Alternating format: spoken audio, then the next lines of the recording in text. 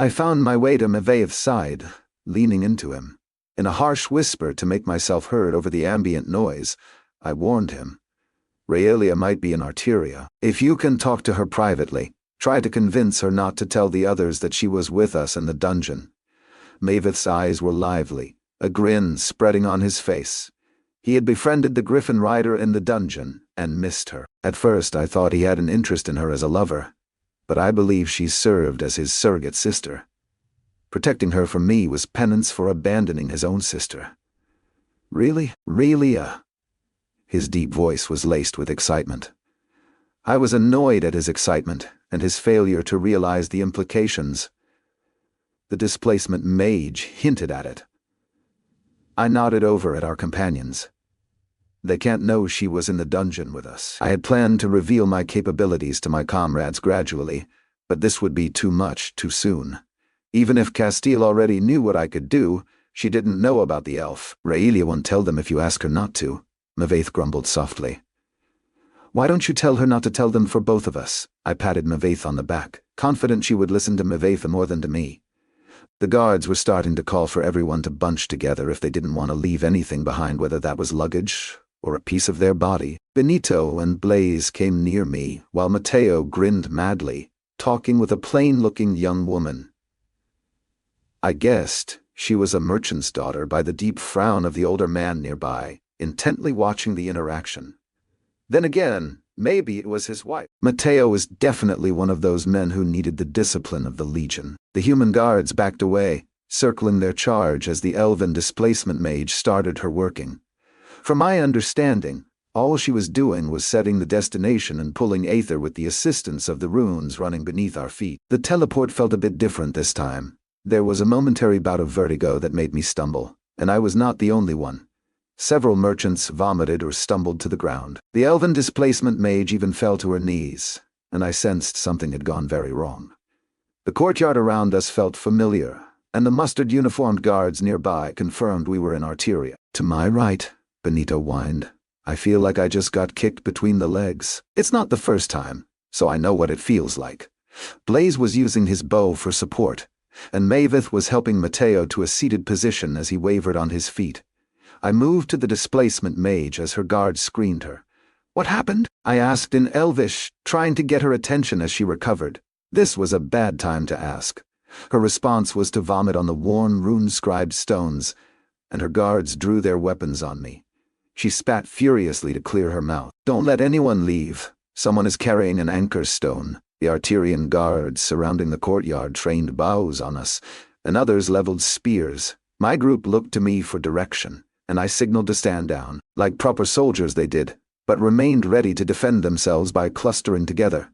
Two elven mages in shiny black robes walked briskly into the courtyard a moment later. Each had a pair of guards. My fellow travelers parted to let them reach our displacement mage. I moved as close as I could and strained to listen. We were almost pulled back to Gramney.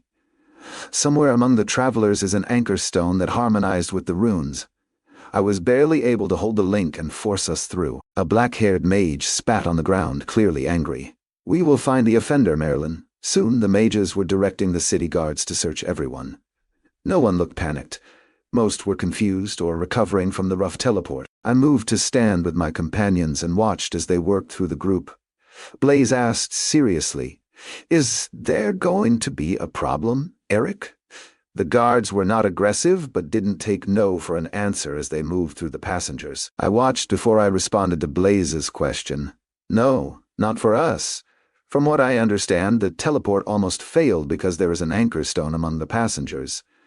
We are probably lucky to be alive. Benito whined a little. It did feel like dying. My stomach still feels like it's in my throat.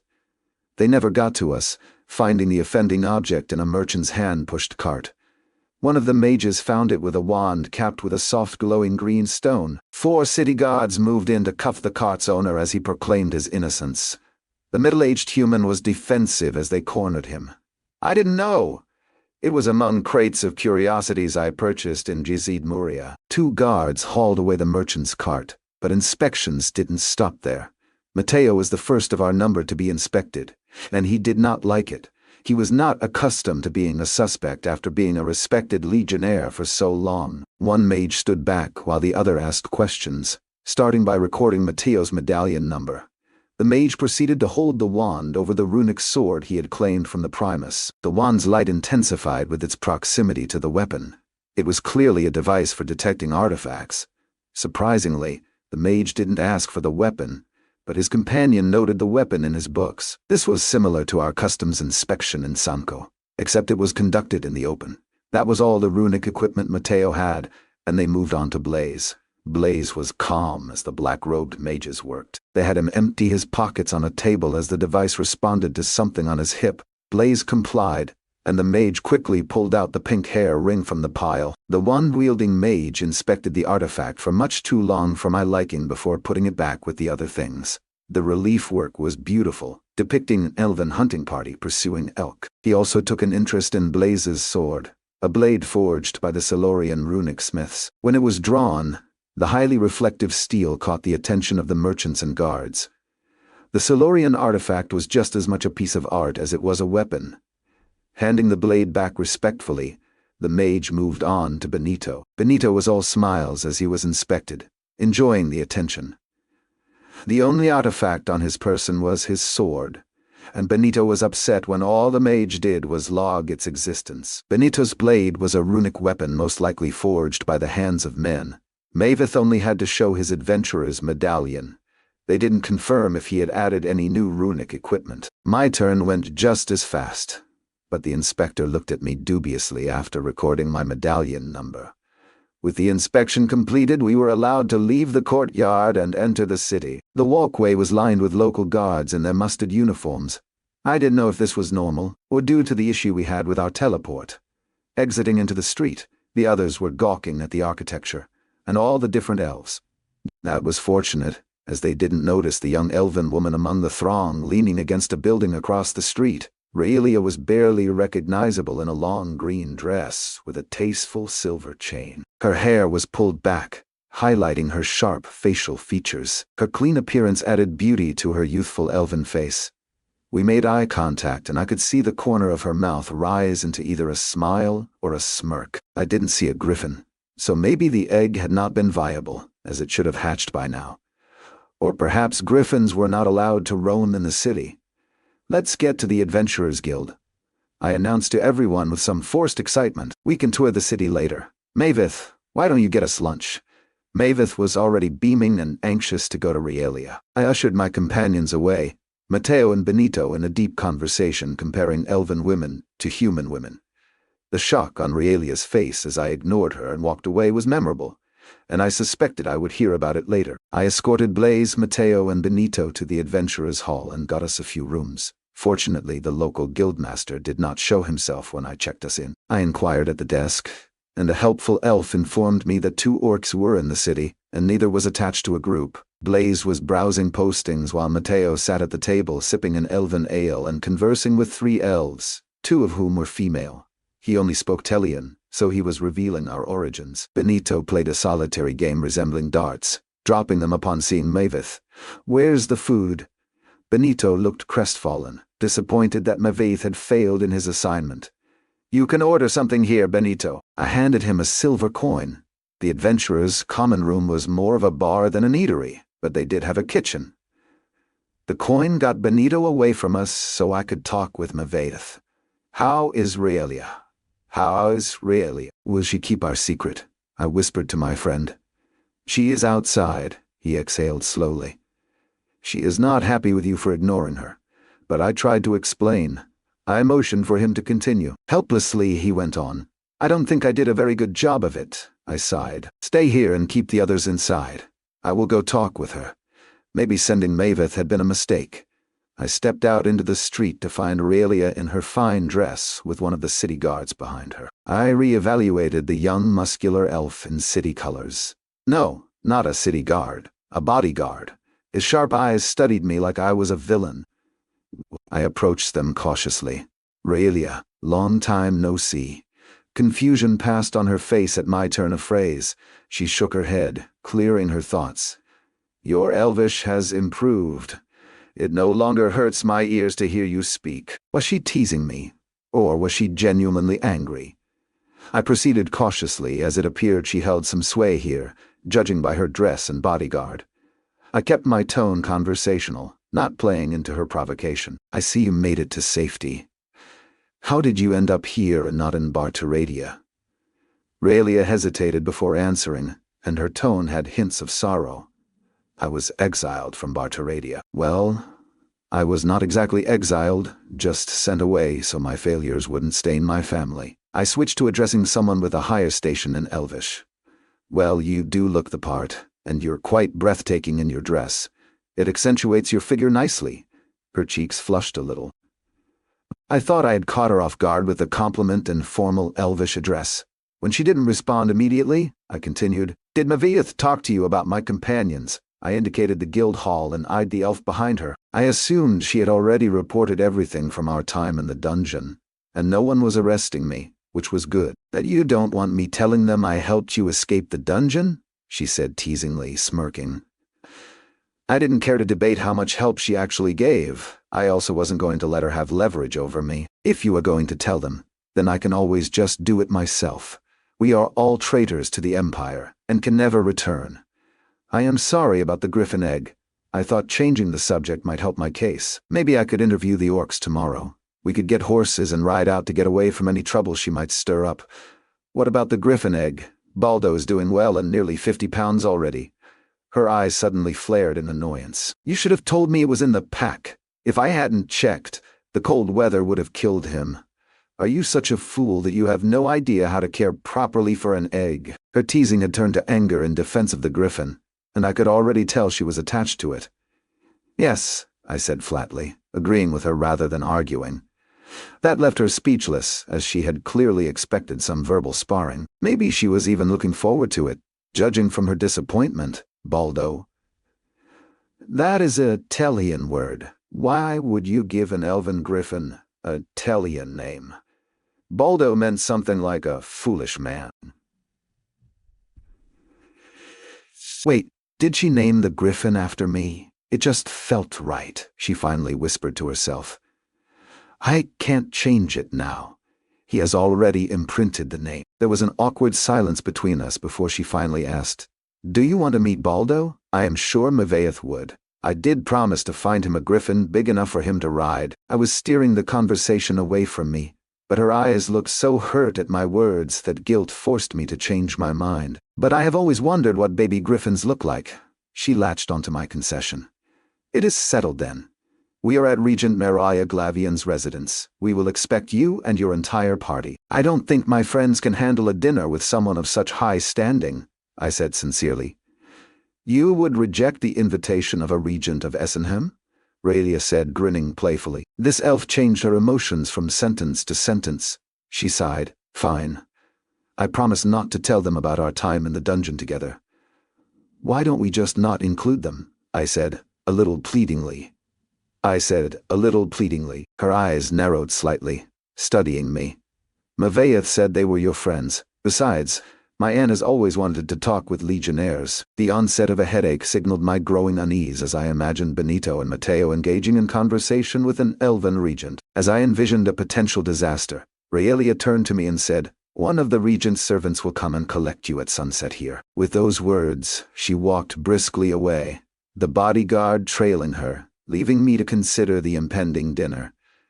I walked inside, a little numb, to find the group eating at a table. I moved and sat down with them, smiling weakly. Good news. I have made dinner plans. I absent-mindedly poured myself a drink, taking an empty but probably used mug. Benito was excited at the mention of food. "What is for dinner? I bet the elves have some amazing cooks. These sandwiches were pretty good. I bet they spent thousands of years learning how to cook well, right?" Maviath rumbled a laugh. "Elves can live to 1,000, yes, but few ever complete a second millennium." Our conversation caught the ears of the elven adventurers seated around us. I thought it best to steer the conversation away from elves. I looked over my happy companions and dampened their mood a bit. "You can't wear your armor or weapons to the dinner. We are dining with an elven regent," I announced. Maybe I should not have told them about the dinner. I could have shown up only with Maviath and made excuses about their absence. "Elven regent? What's that? Matteo asked, snacking on breadsticks with a noticeable crunch. The elves elect regents to their cities and large towns. They rule for a period of time before another vote is cast. All the regents gather here in the capital in the assembly to discuss policy and enact laws, Maveth explained to Benito. Hopefully he had simplified it enough. Benito was thinking really hard, and his response wasn't surprising. The food should be really good then, right? Blaze was more thoughtful and curious. How do they cast votes? Does everyone get a vote, even the children? How do you know who to vote for? An elven adventurer with jet black hair had been listening in. She leaned her chair back so it was dangerously close to tipping and craned her neck to look at our table before speaking. Her Telhyan was decent, but slightly accented. The towns hold a festival. Those wishing to be regent give a speech, and everyone over 20 summers votes. The top 2 vote recipients then debate in front of the crowd. At the conclusion, another vote is cast to determine the winner. It takes an entire day, but only happens once every 8 years. Larger cities are divided into districts to elect a proxy to cast their vote in the city's court or petition for regent. She went back to her table to resume a game of Go. Matteo, noticing the elven beauty interested in our table, stood up awkwardly and introduced himself to our amusement. I'm Matteo, and I find what you said extremely fascinating. Could I buy you a drink, and you explain your... The elf turned back slowly, her sharp features studying a grinning Matteo intently. No, she said flatly, and turned back to her game. Matteo looked a little hurt, and we held in our laughter at his being shot down. Don't worry, Matteo. There are a lot of fish in the sea, I said to cheer him up. The elven woman turned and briefly arched her eyebrow at me, but her 2 male companions had sour looks as they locked threatening gazes on me. I happily returned a challenging stare until they looked away. The elf woman took my measure and turned away last. Mavith's face was scrunched in thought as he puzzled over my analogy about fish. Blaze thankfully whispered to him to explain it. I looked at my rough-looking group. They couldn't go to the regent's residence in their armor underclothes. The problem was that clothing was expensive, and my group was poor. She looked over at me questioningly. Can you escort my companions to a place where they can get some decent clothes? Which regent are you looking to impress? She was clearly interested, and posed her question with a grin. Her interest in my offer had her male companions staring with disapproval again. I didn't know if Regent Moralia wanted it spread she was associating with Tellians, so I didn't mention her name. I am not looking to impress her, just to have my companions in clean clothes that won't embarrass us. A large silver for an hour of your time to take them? I offered her a large silver, making it appear with a soft snap of my fingers. The trick didn't impress her, and she probably thought it was sleight of hand. Inyara don't help the Tellians, her companion said testily. He was the one opposite her, playing the board game. I can make my own decisions, she barked back, annoyed. She surprised me, snagging the silver coin like a viper. She nodded at me. A large silver for being a tour guide for an hour, no longer. Matteo was happy, but paled when he realized he didn't have any coins for the shopping trip. As the emotions played on his face, I saved him again. Mavaeth, go with them and pay for their clothes. See what you can get for yourself as well. His massive hand encompassed mine in unspoken understanding, and I palmed Mavaeth 8 gold coins from my dimensional space. Mavaeth had additional coin, and I hoped the gold would buy each of them something presentable. Being the leader was getting very expensive. With my team headed out into the city, I had a chance to look at the jobs on the wall. I got some stares as I walked the length of the postings on the board. What I needed was something that would take us into the Caliphate. The nearest thing I could find was a merchant escort from Arteria to Kura. Kura was an orc city on the border with Ezenhem. By fortuitous coincidence, it was also one of the places I was told we could register as adventurers in the Caliphate. I needed to work on my written Elvish, as it took me time to puzzle out the posting, to the amusement of the elves watching me. Wanted, mounted guards for 3 wagons. Minimum 6, maximum 8, 2 silver pieces per day per guard. Food and feed included. The distance was 500 miles, I estimated, but I was not certain what the merchant's pace would be. I pulled the tack out of the heavy paper and brought it to the desk. The elven attendant took it and held out his hand patiently. I quickly figured out it was for my medallion. He was a little surprised that my medallion was silver as he recorded the information. I actually wanted to ask the merchant a few questions before accepting, I said before he proceeded further. The elf appeared moody and went into some files in the back. When he returned, he stated flatly, the stumble inn down the street to the left. I wasn't sure if my treatment was due to the guild master, or just that humans were generally not well liked, or maybe it was my Tellian accent. The inn was easy to find. A quick inquiry and I found Rolf drinking at a table and reviewing stacks of paper while an elf bard crooned a melody by the hearth. Rolf had a manicured beard halfway to his waist and a thick head of rusty brown hair to match it. I moved to stand across from the dwarf, my adventurer's medallion displayed outside my armor. Rolf, I am Eric, Marco, and I am interested in your posting in the guild hall. The dwarf looked up, studying me. He nodded slowly, coming to an opinion of my capability by my appearance alone. Human and silver adventurer to boot. Don't care about the color of your medallion. The rate is still 2 silver per guard per day, he stated firmly. How long will the trip take, and will you be traveling further into the Caliphate? I asked, helping myself to a seat opposite him. His large, crystal blue eyes studied me more intently, and he put down his fountain pen. Most of the documents appeared to be ledgers. His beard swayed as his jaw worked. We make 30 miles a day and have planned stays in towns every night. Your party will all need to be mounted, no exceptions.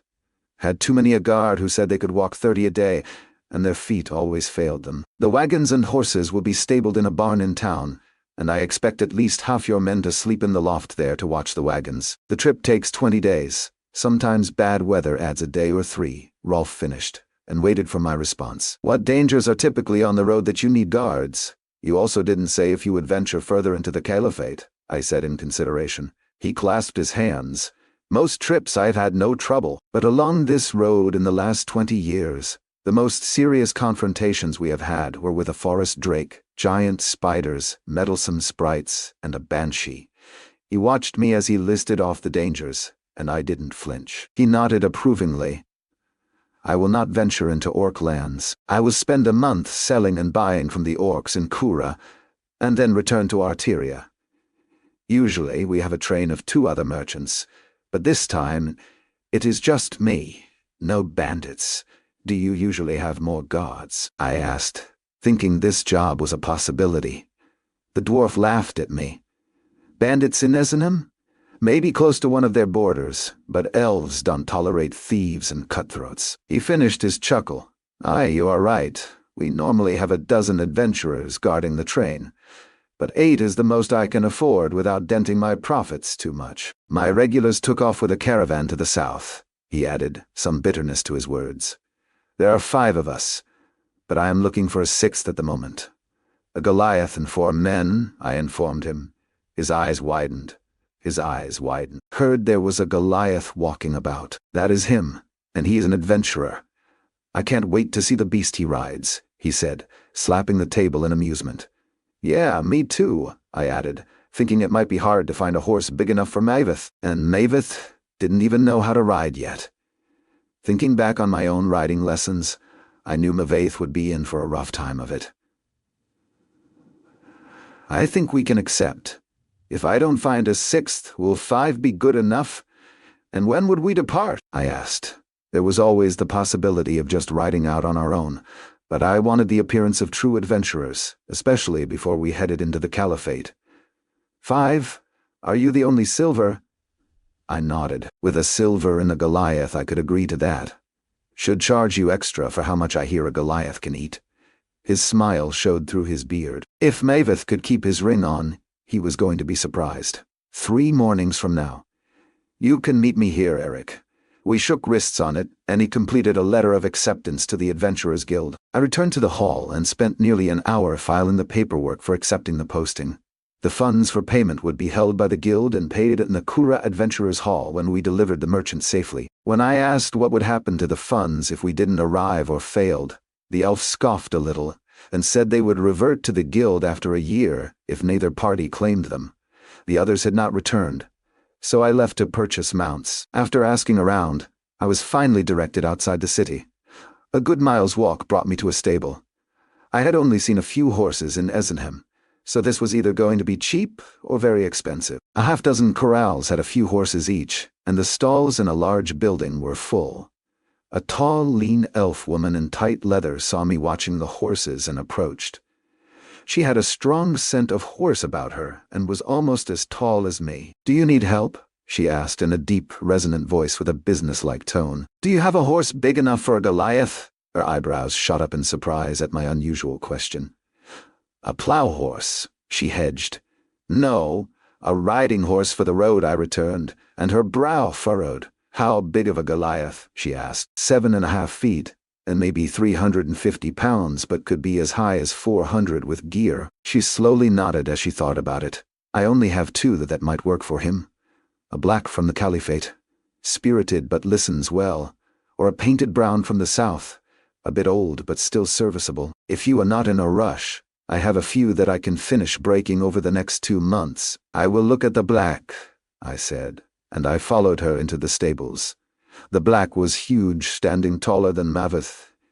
He has been studded a few times, but none of his progeny have matched his size and temperament, the woman said unhappily. I walked into the stall. He was spirited and could be dangerous to an untrained rider. But after an apple, he cooperated with my inspection, and I spent a good 15 minutes checking him out. I was impressed. I was surprised the elf was parting with him. "He is not battle-trained, but he will do." "How much?" I finally asked, satisfied. 75, she said, causing me to cough. That was the price of a prized war horse in the Empire. I could see horses were not as common in Esenhem, but that was ridiculous. I had also been told this was the only horse dealer in Arteria.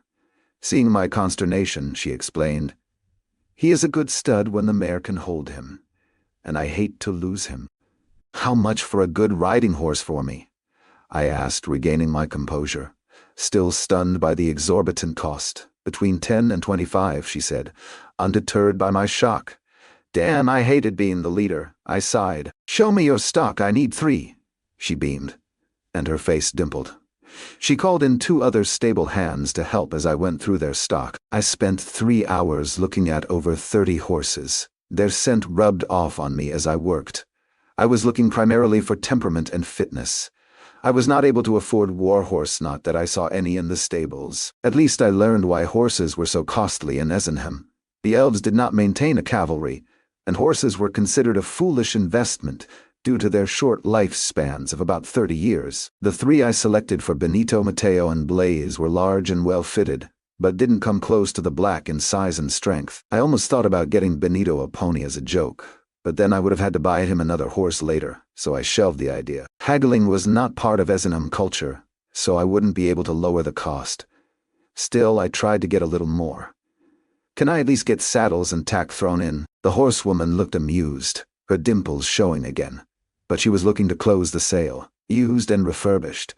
We even have something that should suit the Goliath." Relieved, I produced a 142 gold. It was painful. The price took a massive bite out of my coin reserves. It was late in the day and close to sunset, so I needed to get back. I arranged for the mounts to be brought to the Adventurers' Hall stables before returning. I found my companions in the common room drinking with the raven-haired elf. Benito was telling the tale of how he became a legionnaire, and she was laughing hysterically. I didn't know elves had a sense of humor. I scanned the room, but didn't see her original companions. My men were dressed in suitable, simple, dark green and brown outfits, and their wet hair indicated they had bathed. Mavaith handed me the leftover coins, 2 gold and a dozen silver. Blaze looked at me questioningly as I still wore my adventurer's armor. "I will go change," I announced to the table. Back in my room, I changed into my best clothes, donning my manticore cloak. My outfit was mostly black, and looking in the mirror, I thought I appeared more sinister than my companions.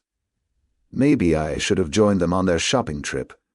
It was too late now, as the sun was already on the horizon. I still smelled of the horses, but at least my beard and hair were trimmed. I returned to the common room to find 2 city guards in their pressed mustard uniforms standing at my companion's table. A brief pit of worry opened in me. But it turned out that they were our escort, and not here to arrest my companions. It was time to meet the regent, and I just hoped the men hadn't drunk too much beforehand. As I stepped outside, my companions followed, and I was relieved to observe that none of them seemed overly intoxicated. Matteo began sharing intriguing details about our guide and Yara. He emphasized that she was a skilled tracker and had a long affiliation with the guild. She often operated independently and was currently available for hire. Her skill set bore a resemblance to that of a hound of the Empire, but her expertise lay in tracking monsters rather than people. Matteo's evident fascination with the elf concerned me, and I hoped that his infatuation would not complicate matters. I made it clear that I was not keen on adding her to our group, as I was already struggling to keep my own secrets. "Why are we going to see a regent?" "Maveth wasn't too forthcoming," Blaze said conversationally as he walked by my side, drawing my attention. I gave as little information as possible, but could already see the inevitability of Realia revealing too much. "Maybe I was going along because I wanted my friends to know. The regent was curious about the famed legionnaires of the Telian Empire. The young elf woman who invited us is an acquaintance of Maveva's. Thankfully, Maveth backed me up. Her name is Realia. She is nice, and you will like her. She was once a griffin rider, and she promised to show us her new young griffin." I gave him a look that suggested he was disclosing too much information, and Maveth stopped speaking. "She is an ambassador from Bartaradia. Best not to talk about any of our fights with the Bartaradians," I said, my headache growing as I cut off Maveth. The Empire was currently at war with Ezenhem and Bartaradia, so this shouldn't alarm them, as we had forsaken our oaths. "If she has a griffin, is she still a griffin rider?" Matteo asked perceptively. Maveth remained quiet, so I answered vaguely. "I think she used to be one." Yes, this was not going to go well. Blaze was the one who had shot Realia out of the sky in Masha during the siege. I always wanted to know what it would be like to fly. "Is it like falling upwards?" Benito asked, more to himself than the group. His slight lisp said he had drunk more than the others.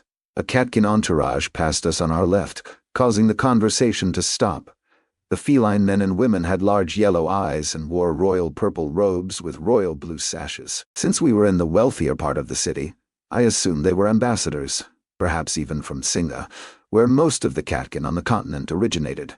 We arrived at a blue-gray granite manor. Like all the architecture in the city, curves dominated its aesthetic, with not a single sharp angle showing. It was modest-looking from the street, and I guessed our regent was not as prominent when compared to the other estates. Our escort halted at the entrance to stand guard. Attendants ushered us inside wearing pristine white uniforms adorned with small embroidered crests of a falcon in flight. I led the way, following the attendants. The building appeared to be made from polished granite, and the hallways were decorated with mosaics made from hundreds of thousands of tiny semi-precious stones. The mosaic images were mostly nature scenes and extended from the floor to the high ceiling. It must have taken years to complete even one. My companions admired the images in awe, understanding the time required to construct them. Curious, I sent out an earth pulse to get a layout of the entire structure. It was larger than it seemed from the street and extended far back, with many rooms and private gardens outside that were not visible from the street. It was 3 stories with organic, curved corridors that reminded me of branches on a tree. The basement was only a single level below us and was connected to a water and sewer system. There were 19 people in my range besides our escorts. Most people were scattered through the satellite rooms. 4 looked like guards, and 3 were seated at our likely destination, which appeared to be a dining hall. Matteo walked into my back. I had stopped to examine the spellform's feedback. "Is everything all right?" he asked alertly, thinking I had stopped due to danger. "Yes, I just got lost in the mosaic mural." I gestured to the waterfall mural on our right with naked elves swimming in the pool underneath it. Our attendants paused, waiting on us patiently. Matteo studied the image intently as I continued. The dining room was oval-shaped, with one sizable circular window looking out onto a colorful garden. The night was settling, and soon it would be dark. An oval table matching the roof's shape dominated its center, capable of seating over 20, but the only place settings were at one end of the table. Realia sat tall next to a matronly-looking elf woman with streaks of gray in her auburn hair. On the other side of her was an older male elf with nearly white hair. The pair was immaculately dressed to match Realia, Even with their fresh clothes, my companions were considerably underdressed. Realia stood, looking regal in her emerald dress with decorative bracers. My companions, especially Matteo, were captivated by the young elf woman. I had seen her covered in blood and smelling like 2-month-old underwear, so I wasn't as enamored. She did look even better than she did on the street this morning, though. In her poor Telian, she introduced us. May I present the adventurers? Maiveth of the Stone Skin clan, Eric Marco, Blaze Neptune, Matteo Evander, Benito Vesta. She smirked at me when she introduced Maiveth first, but I was okay with being second, as it fit my narrative. On the other hand, how she knew the names of my companions concerned me. I hadn't even known their last names before this moment. Blaze Neptune. I heard Benito whisper to Blaze. I am bastard born under the full glory of Neptune's tear, he whispered back. Relia ignored the lack of etiquette from my whispering companions and introduced the regent. My aunt, Regent Marilia Glavian of Bragoes, and her consort, Mage Liroth Araro. Not knowing what to do, I bowed in both their directions respectively, and addressed them in formal Elvish. We kindly thank you for the invitation and the warmth of your home. We look forward to a wonderful dinner. Please accept this as a token of our appreciation for your hospitality. I produced a bottle from underneath my manticore cloak. What did he say? Benito asked a little too loudly. Blaze elbowed him to shut up. An attendant came forward, took the bottle of Silurian wine from my hand, and brought it to the regent. She studied the relief work, her consort looking just as interested. Realia was dumbstruck by her aunt's whispers, and her eyes snapped back to mine, her surprise clearly evident. I had never shared any of the wine with her in the shimmering labyrinth. The regent spoke in Telian much more practiced than Realia's speech. Remarkable. A truly monumental gift. I hope our offerings at dinner can match the generosity you have shown. Adventurer Eric Marco. Please sit next to my consort, and have your companions sit as well. We moved to take our seats. Maiveth to my right in a seat specially prepared for his girth. When everyone was seated, the first food was brought out. Some white fish with an aromatic red dipping sauce. There were only 4 squares of fish each, and my men consumed the small portion in seconds, washing it down with sweet water. I ate more slowly, on guard for the forthcoming conversation. At least Maiveth had been given a double portion. Liroth opened with a question after watching us eat. You were legionnaires of the Empire? Did you fight the army of Ezenhem? Meralia was more diplomatic, giving her consort a harsh glare. I apologize for Liroth's rudeness. We lost many fine young men and women in the war. Some were his students. Liroth's tone turned sharp. The failure was that only half the regents sent support for the occupation. If the assembly had voted for a joint resolution to Meralia put her hand on his arm to stop his rant. He is upset with our tortuously slow political workings. The assembly of regents was not keen on invading the Telian Empire. Only a few regents pulled their city's forces together to address the threat. I sent 300 soldiers and mages from Bragagas, half of whom have been killed. The woman was talking conversationally, but I could see her own underlying anger at the loss. What had Realia dragged us here for? Some type of verbal abuse? No. It is understandable. We have not been well received when your people hear our accent for good reason, I replied, almost switching to Elvish, but keeping the conversation in Telian for my companions. The regent nodded, finding my response fitting. Are you referring to Arteria's guildmaster in particular? He lost a brother and has petitioned the assembly to ban any Telhian-born adventurer from Ezenhem for the next 100 years. I looked at Realia. She shifted uncomfortably, clearly caught off guard by the direction of the conversation. Maybe she hadn't known her aunt and consort would condemn us for the actions of the Empire. Blaze gave me a hand sign, and I nodded, permitting him to speak. Eric and Maiveth were not part of our company for the battle. He indicated Matteo and Benito. We did engage the soldiers from Ezenhem under the Emperor's banner. At the time, we were guarding the northern flank, and we never saw combat against your people. After the Emperor was slain, we took it as an opportunity to shed the shackles of the Empire.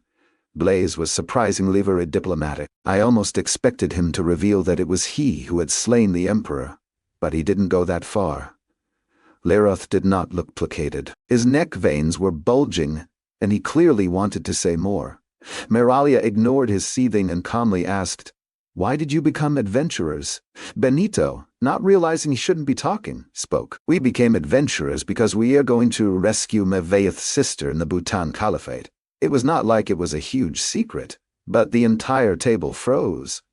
Judging from Meralia's expression, Mevaeth hadn't told her. Regent Meralia broke the awkward silence. "That is certainly a noble endeavor." Her tone showed that she doubted our chance of success. "Are you planning to delve into any more dungeons in the future?" The realization of why we were here suddenly struck me. They wanted information about the Shimmering Labyrinth. I could piece it together now with their interest in the wine and the fact that Raelia must have told them a lot about the dungeon, but she had never seen the entrance. Perhaps. "We have to cross nearly the entire length of the Caliphate to look for Zorana. Do you know anything about the dungeons of the Caliphate?" Out of the corner of my eye, I caught Blaze stopping Benito from talking with a soft elbow jab. The regent was smiling, but I could see past the mask. There was a hidden purpose to our being here. The next dish had been placed before us. A white meat with green sauce for dipping. The orcs believe the dungeons are sacred, a way of testing true warriors. A warrior must complete 7 of the 11 dungeons in the Caliphate to be tattooed by the clerics. A warlord must complete all 11, plus a 12th alone. "We could all become orc warlords?" Mateo asked. His plate was already clean, but his eyes had been wandering to Raelia for most of the meal. No. The 12th dungeon is not accessible to outsiders, and the Supreme Cleric is the only one who grants entry. Even orcs who have completed the first 11 dungeons are sometimes denied an attempt. Just like every other nation, there are politics at play in the Caliphate. "Does that include the Pathfinders?" I asked. The regent shook her head. "No. The Pathfinders are special family units that train together. Their tattoos are focused on stealth. The elite warriors of the Caliphate are few, but they are some of the strongest warriors on the continent. Their tattoos enhance their speed, strength, and endurance," Meralia informed us patiently. I nodded, realizing that the orcs I had seen fighting in the Colosseum were the elite fighters of the Caliphate. Recalling the fight, I surmised they would have defeated the Imperial Legionnaires if they hadn't been drained of Aether and had been given equal arms and armor. Leiroth stood and feigned discomfort. "I think the meal has disagreed with me. I think I will retire for the evening." It was clear why he was leaving. He hated that Regent Meralia was being civil with ex-Telhian legionnaires. I was surprised Raelia had been so quiet this evening. She was sitting dutifully and had not participated in the conversation. The conversation remained centered on the Caliphate, and Regent Meralia was eager to share the social structure of the orcs with me. I had read some books, but words could never do justice to actual experience. And the regent had traveled extensively in the Caliphate. The orcs have a tiered class system. "The best way to think of the Caliphate is as a flock of sheep," she started. "The sheep are the citizens that need to be protected by the shepherds, who are the clerics. The warlords, elite warriors, and pathfinders are guard dogs directed by the shepherds. The sheep are docile and expected to always obey. You will find the orc citizens to be non-confrontational for the most part. Their warrior caste, however, is always seeking to validate themselves. I couldn't tell if the regent respected or looked down on the orc society." "How does one go from being a sheep to a guard dog?" Blaze asked inquisitively. The regent put on a thin smile. "By proving oneself in a dungeon. But most commoner orcs who test a dungeon never exit," the regent said with finality. She directed a question at me. "And your dungeon experiences? Are they extensive?" I looked to Raelia, who had lost some of her regalness in the evening. She didn't make eye contact with me and no longer sat nobly. She was realizing she had led us into an ambush. I decided to give the regent a taste of what she wanted. "We all spent time in the Shimmering Labyrinth in Kaelora." I indicated my companions. The regent let a smile escape, briefly revealing her true purpose for the dinner. "All of you. We have some ancient texts that reference the famed dungeon. Is it as extensive as they indicate?" the elf woman said, trying to contain her eagerness. "Over 100 rooms," I replied unflinchingly. Blaze arched his eyebrow at me as I revealed the details of the dungeon. But he didn't know Raelia had probably already told them. And if she had, then they knew about my impressive dimensional space. "Amazing," That is the largest dungeon I have heard of. The merfolk have large dungeons beneath the seas, and there is the Black Sands dungeon on the other continent. But to my knowledge, none have more than 40 rooms. We foolishly destroyed most of the dungeons in Esenham centuries ago. It reduced monster scourges on the surface, but now just 3 remain. She smiled. Let me be forthright with you. We are negotiating a truce with the Tellian Empire. I want to know everything about the shimmering labyrinth you can tell me. I thought you wanted Atlantium. I responded evenly. Regent Marilaya's face slipped into a shocked expression. She would have been even more shocked if she had known I had been there when it was discovered. She slowly spoke. We are already working on a pact to share what is uncovered there. But your people are still embattled about who will take the Emperor's seat. If you have truly forsaken the Empire, knowledge of the shimmering labyrinth will be useful, as well as something I can bring to the Assembly for inclusion in the treaty. Relia spoke for the first time. Perhaps you can question these 3 about their time in the shimmering labyrinth, and I can show Baldo to Mavaith and Eric. I want to see the Griffin, too. Benito voiced loudly. I sensed Relia wanted to talk with Mavith and me privately. After you answer the Regent's questions, I told him. Benito looked disappointed that he would have to wait, but he would get over it. We followed Relia up the stairs. I sent out an earth pulse and located the Griffin curled into a ball in a room on the 3rd floor. Due to the brevity of my first pulse and its small size, I had mistaken it for a dog. Relia opened the door with a click, and the creature snapped awake, its eagle eyes focusing on us. Seeing Relia, it bounded over to her, clearly excited. As we entered the room behind her, it chirped and hissed at us, its feathers standing up. It puffed itself up to confront the biggest threat, Mavith. Baldo, calm. Friend, Relia said the command words in Elvish. The young griffin disagreed, keeping itself puffed up, but it stopped hissing at Mavith. Griffins need a lot of familiarity to form trust in their first few months. I had carried this one's egg for over a year. Maybe it had imprinted on me. I reached out my hand to pet it. Relia looked like she was about to warn me before its head darted forward, and it bit my hand. I winced and restrained myself from killing it immediately, the ungrateful little bastard. Baldo. No, release, Relia barked, more annoyed at the griffin than worried about my hand. She knew I could heal myself, and did not seem worried that her pet had pierced my hand. When it released me, its tongue cleaned my blood off its beak, and it appeared to savor the taste. The little monster had almost pierced my hand through, and had fractured a bone with its powerful bite. I funneled ether to heal the wound, and the bleeding stopped. Relia looked a little concerned until the wound closed. She was stroking his feathers. He needs time to acclimate to new people. We will have time on the road. The road? I asked, feeling confused. The road to the Caliphate. I am going to help rescue Mavaith's sister. Excuse me? Who invited you? I rasped in disbelief. Relia's posture got defensive. I can make my own decisions, and if Mavaith needs help, I am helping him, Relia said haughtily to me. Baldo hissed at me as if reinforcing her assertion. I put my foot down. I wouldn't let the elf dictate to me. I am in charge of my adventurer team. I looked to Mavaith, who nodded in support. I choose who we take on. Besides, you can't take the griffin. I pointed at Baldo, and he lunged to bite my finger. I snatched my hand back, and he got only air, confused that he had missed. Baldo already flying and hunting small animals, Relia retorted as she stood in front of me defiantly. Baldo chirped in support, and eyed my digits. And what if an orc warlord thinks he would make a good trophy or tasty jerky? I countered smugly, and maybe a bit harshly. She puffed up her chest in her green dress. It didn't really work well, as she was a head shorter than me and had to look up. The Esenham Treaty with the Caliphate would prevent them from doing anything to Baldo. Orcs have honor, unlike the Tellians. My mind was surprisingly clear during this argument. I pressed on her fallacies. You are a Barteradian and not of Esenham.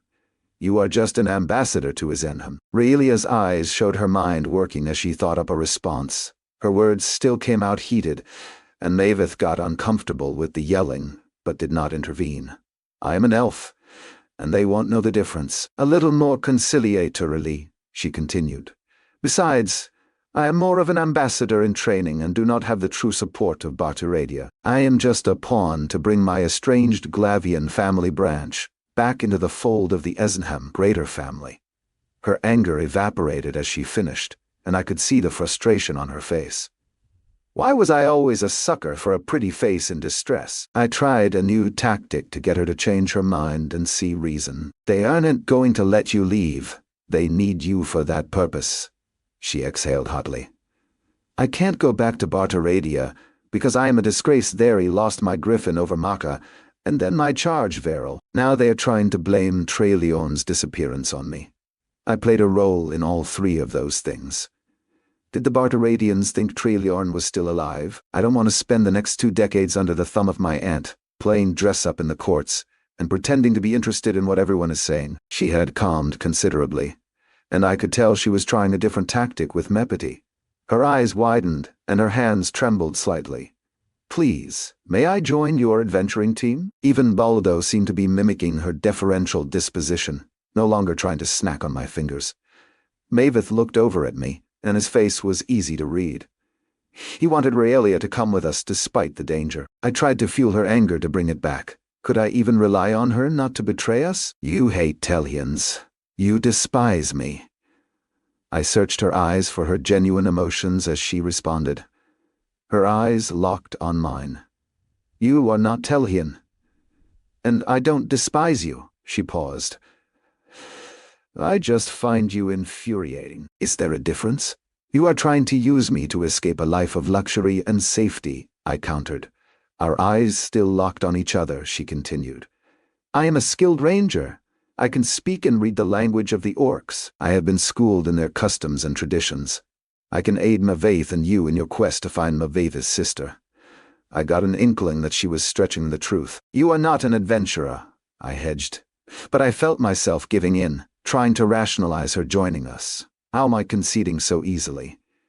She made a dismissive gesture. 10 minutes in the guild hall, and I will have my medallion. I heard Blaze talking to Mateo as they climbed the stairs. I will consider your offer, I said before the others reached us. An elf attendant entered the room, my companions following. Look, it is the miniature griffin, Benito shouted, causing Baldo to hiss at him. Benito didn't care, approaching dangerously close and not doing a proper threat assessment. Even that small, its beak can break bone, I warned him. He reluctantly stepped back.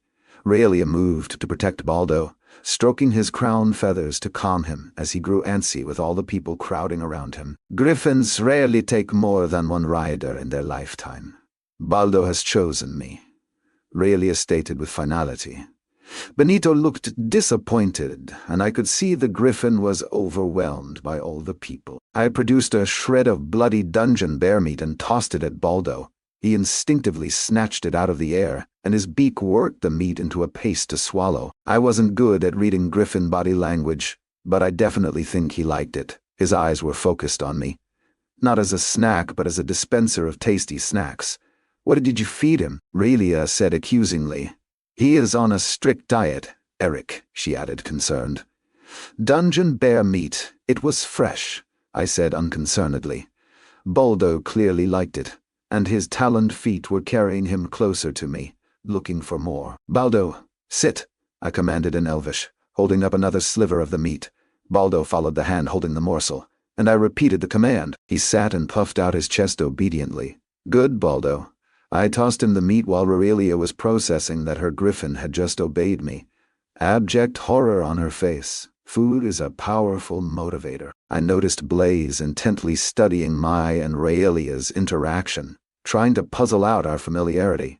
We are heading back to the Adventurers' Hall, I told my companions abruptly. I no longer felt the need to answer Regent Moralia's questions about the shimmering labyrinth. The others' answers should have been more than sufficient to detail the location of the dungeon. Maybe the elves had another way to dispose of the specters guarding Kaelora.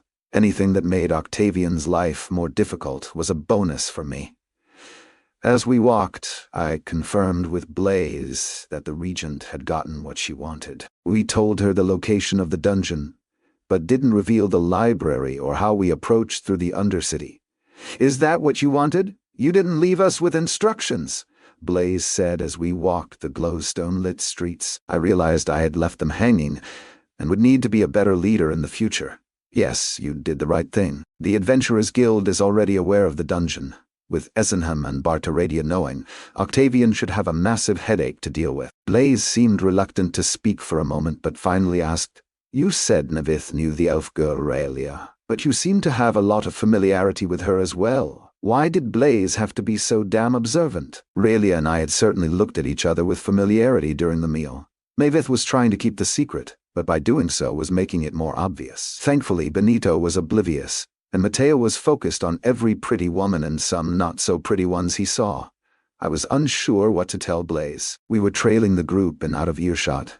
I wasn't going to lie to him, and came clean. She was the Bartaradian ranger with the summoner.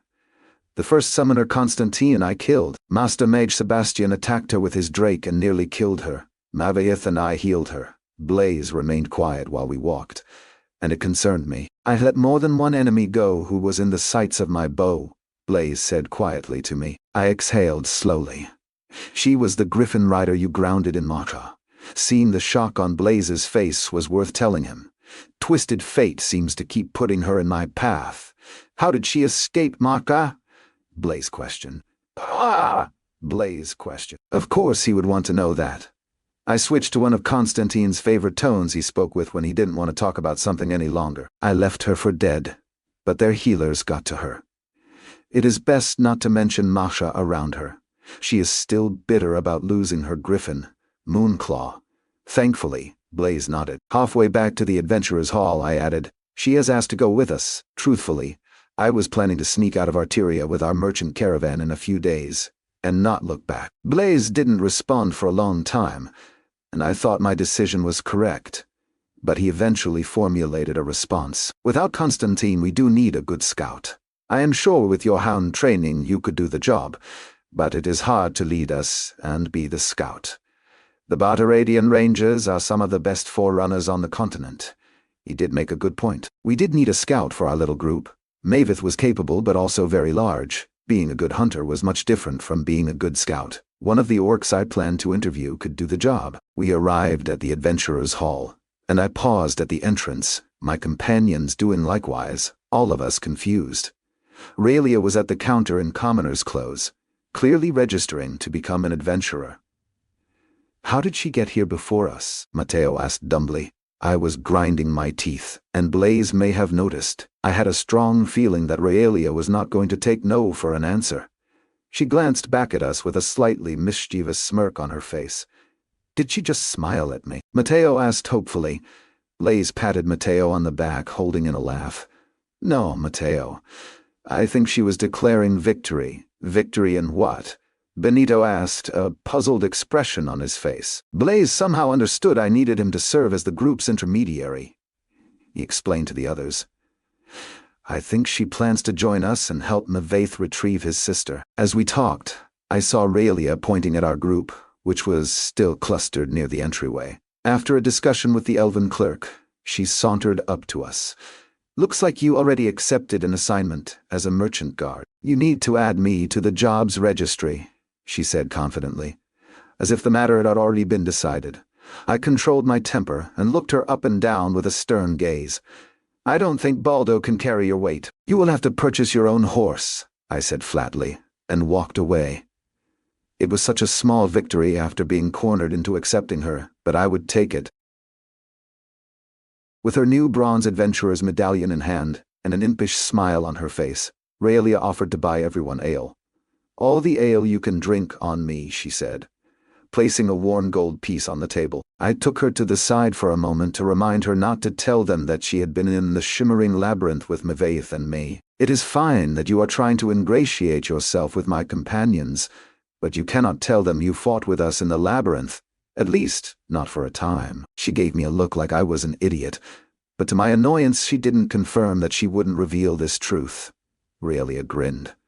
"You mean our companions?" Now I have to go and get to know them a little better. I had a round with everyone and tried to relax, half listening to the conversations as Raelia, Blaze, Benito, Movayo spilled their life stories. Suddenly, Raelia drained her mug and said she needed to return to care for Baldo. She was slightly unsteady on her feet. Watching her leave, I noted she did not have an escort.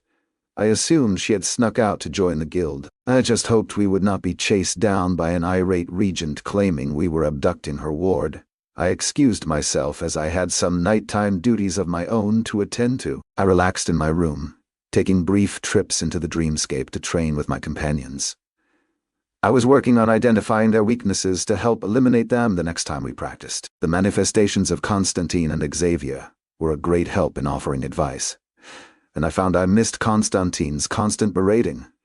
Well past midnight, I slipped out the window. I moved to the stables behind the hall and found my mounts had been delivered. I checked them thoroughly and, happy, gave them a late-night snack. After confirming no one was around with an earth pulse, I placed Ginger in an empty stall. She immediately panicked at the sudden change in her environment. Holding her reins tight, I rubbed her neck. "Ginger, it's me. Calm down, and I will give you an apple." She calmed quickly, but the damage was done. Her angst stirred up the other horses, and soon the elf stable hand appeared, bleary-eyed. He looked at me with a questioning expression. I just brought my mount in to stay with the others that were delivered. I informed him as I rubbed Ginger's neck and fed her another apple with my other hand. He looked skeptical but was apparently too tired to argue and left. I settled Ginger in over the next hour, constantly talking to her soothingly. I wish I had done this a few more times to help her acclimate to being moved in and out of my dimensional space. After Ginger was comfortable, I snuck back into my room. I was immediately on alert when I climbed through the window. The building was mostly stone, so my earth pulse told me someone was in the hallway, clearly waiting outside my door. It was not one of my companions, as they were all accounted for. The person seemed to be waiting for me and knocked as I stepped into the center of the room.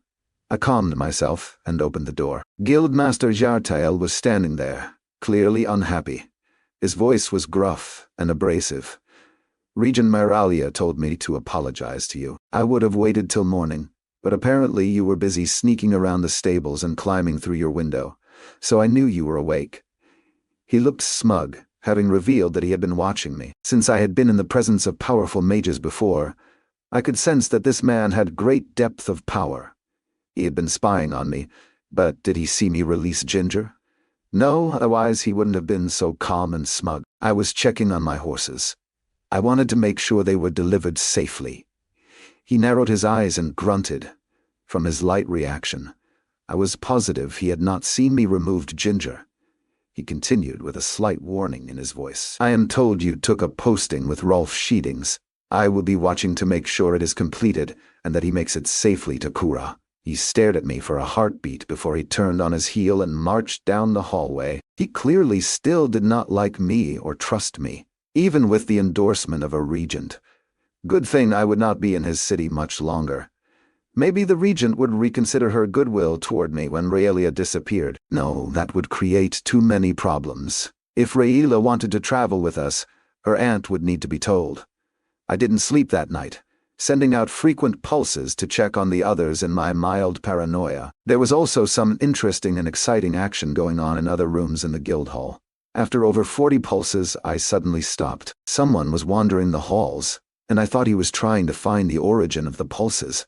It was the first time anyone had been able to sense the earth speak pulses.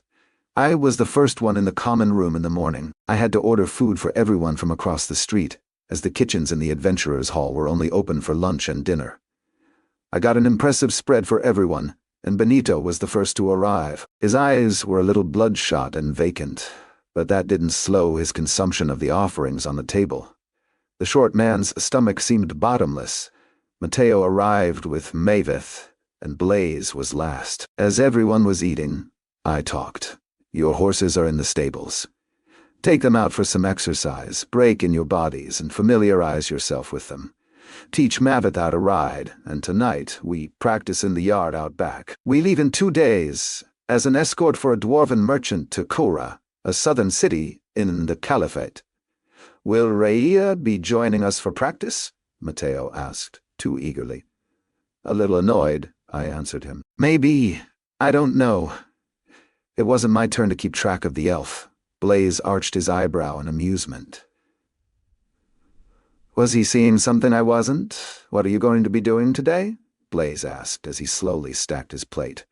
"Doing leader things. I'm going to interview the 2 orc adventurers and see if they are a fit for us," I replied. Mateo talked with his mouth full. "With Raelia, we don't need another scout. I said tiredly. Or another elf, I muttered to myself. After last night's visit from the guildmaster, I now assumed Enyara was working for him to keep an eye on us. Her group had seated themselves next to us in the common room and listened to our conversation, but maybe I was too paranoid. I left the group to finish breakfast and headed to the port district. The first orc was named Glamrar Understone. He lived by the docks because most of his jobs were on ships. I was fortunate that he was not currently at sea. His residence was in an apartment building that overlooked the harbor. I knocked, and it didn't take long for a scantily clad elf woman to open the door.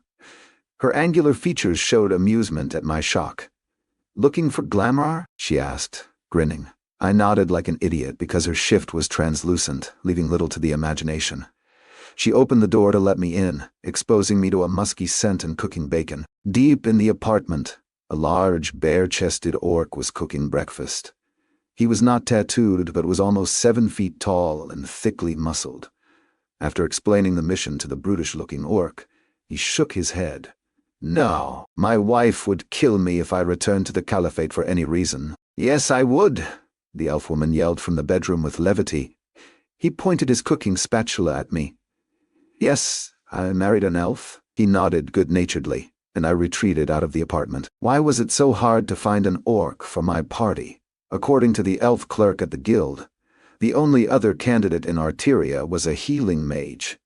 The healer, Tarek Blackjaw, was easy to find and was a dedicated delver. There were only 3 dungeons in Esenham, but he was determined to complete all of them, and was not interested in returning to the Caliphate until he did. He explained his reasoning. "I seek to one day be named a warlord of the Caliphate. Though my skills could have me named a cleric, my blood runs hot for combat.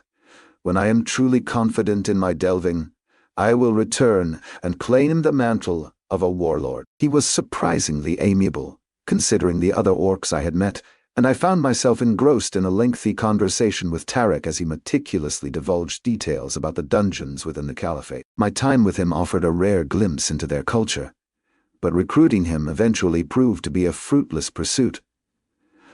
I wondered if my search would yield better results in the Caliphate or if it was a hopeless endeavor. I returned to the hall to find a groaning Maveth laid out on the common room floor. The others sat a bit uncomfortably around a table. I took a seat next to Blaze. "Any fortune in your search?" he asked as he shifted uneasily in his seat, showing some soreness from riding again. "None. It appears all the orcs who have left the Caliphate do not wish to return." I indicated Maveth. "Riding lessons?" Blaze nodded. "We did 20 miles. You selected fine mounts for us, and they like to run." Maveth lost his saddle 4 times, and has yet to find the rhythm. He is constantly trying to force his will upon the large black. A small smirk appeared on his lips. "I see you found a mount with the same coloring as your first." "No, it is Ginger." I stopped talking, as I saw Blaze was not being serious. "Any sign of Realia?" I asked half-heartedly. "No, she has not shown herself," Blaze replied. "Are we going to train in the yard?" I could tell Blaze was hoping I would say no. After so long out of the saddle, a 20-mile ride had to be difficult on all of them. "Just 2 hours," I announced loud enough for everyone to hear. Benito groaned the loudest. Mateo made to stand but stumbled as he got to his feet. "I miss Adrian," he muttered at my lack of sympathy for their injuries.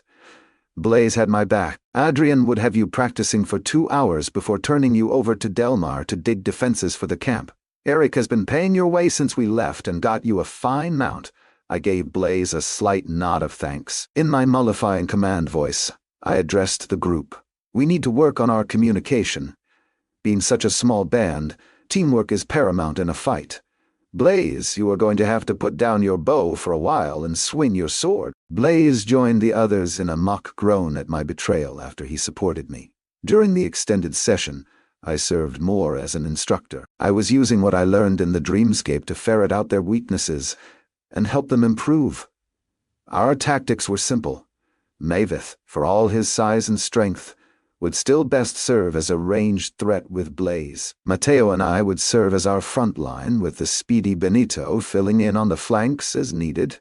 Maveth, with his runic hammer, could always come from the back in support. We worked up a good lather and drew more than a few eyes because of our training intensity. Mateo was working twice as hard because Inyara was one of the spectators. When I called an end to the practice, we sat on benches drinking from our canteens. Inyara approached to stand over our group. "You fight well for Telhins. Are you any good with that? Care for a wager?" She was indicating Blaze's bow and arrows. Blaze looked at me for approval to accept. I knew what this was. She was trying to show her aptitude with the bow to impress me. She was trying to worm her way into the group. It made me even more suspicious that the guildmaster was involved. Show her how to shoot Blaze.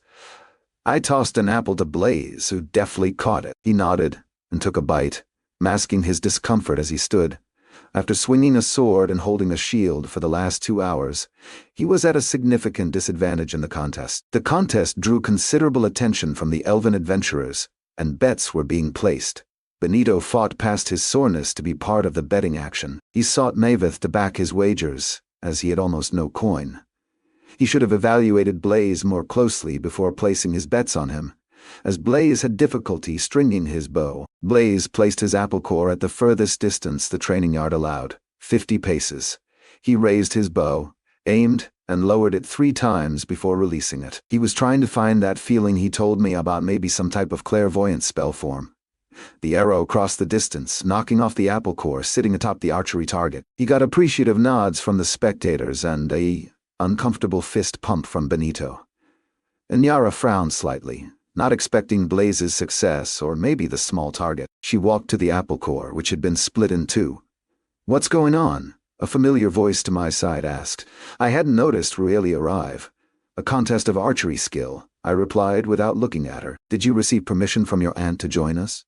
Raelia was suspiciously quiet as we watched Inyara stick the halves together and set the apple core atop the target again. As she walked back, Raelia said, "I got a horse and a special saddle for Baldo and me." "That is not what I asked," I said, finally looking over at her. She was dressed in adventurer clothes and leather, wearing the ranger's cloak from the dungeon.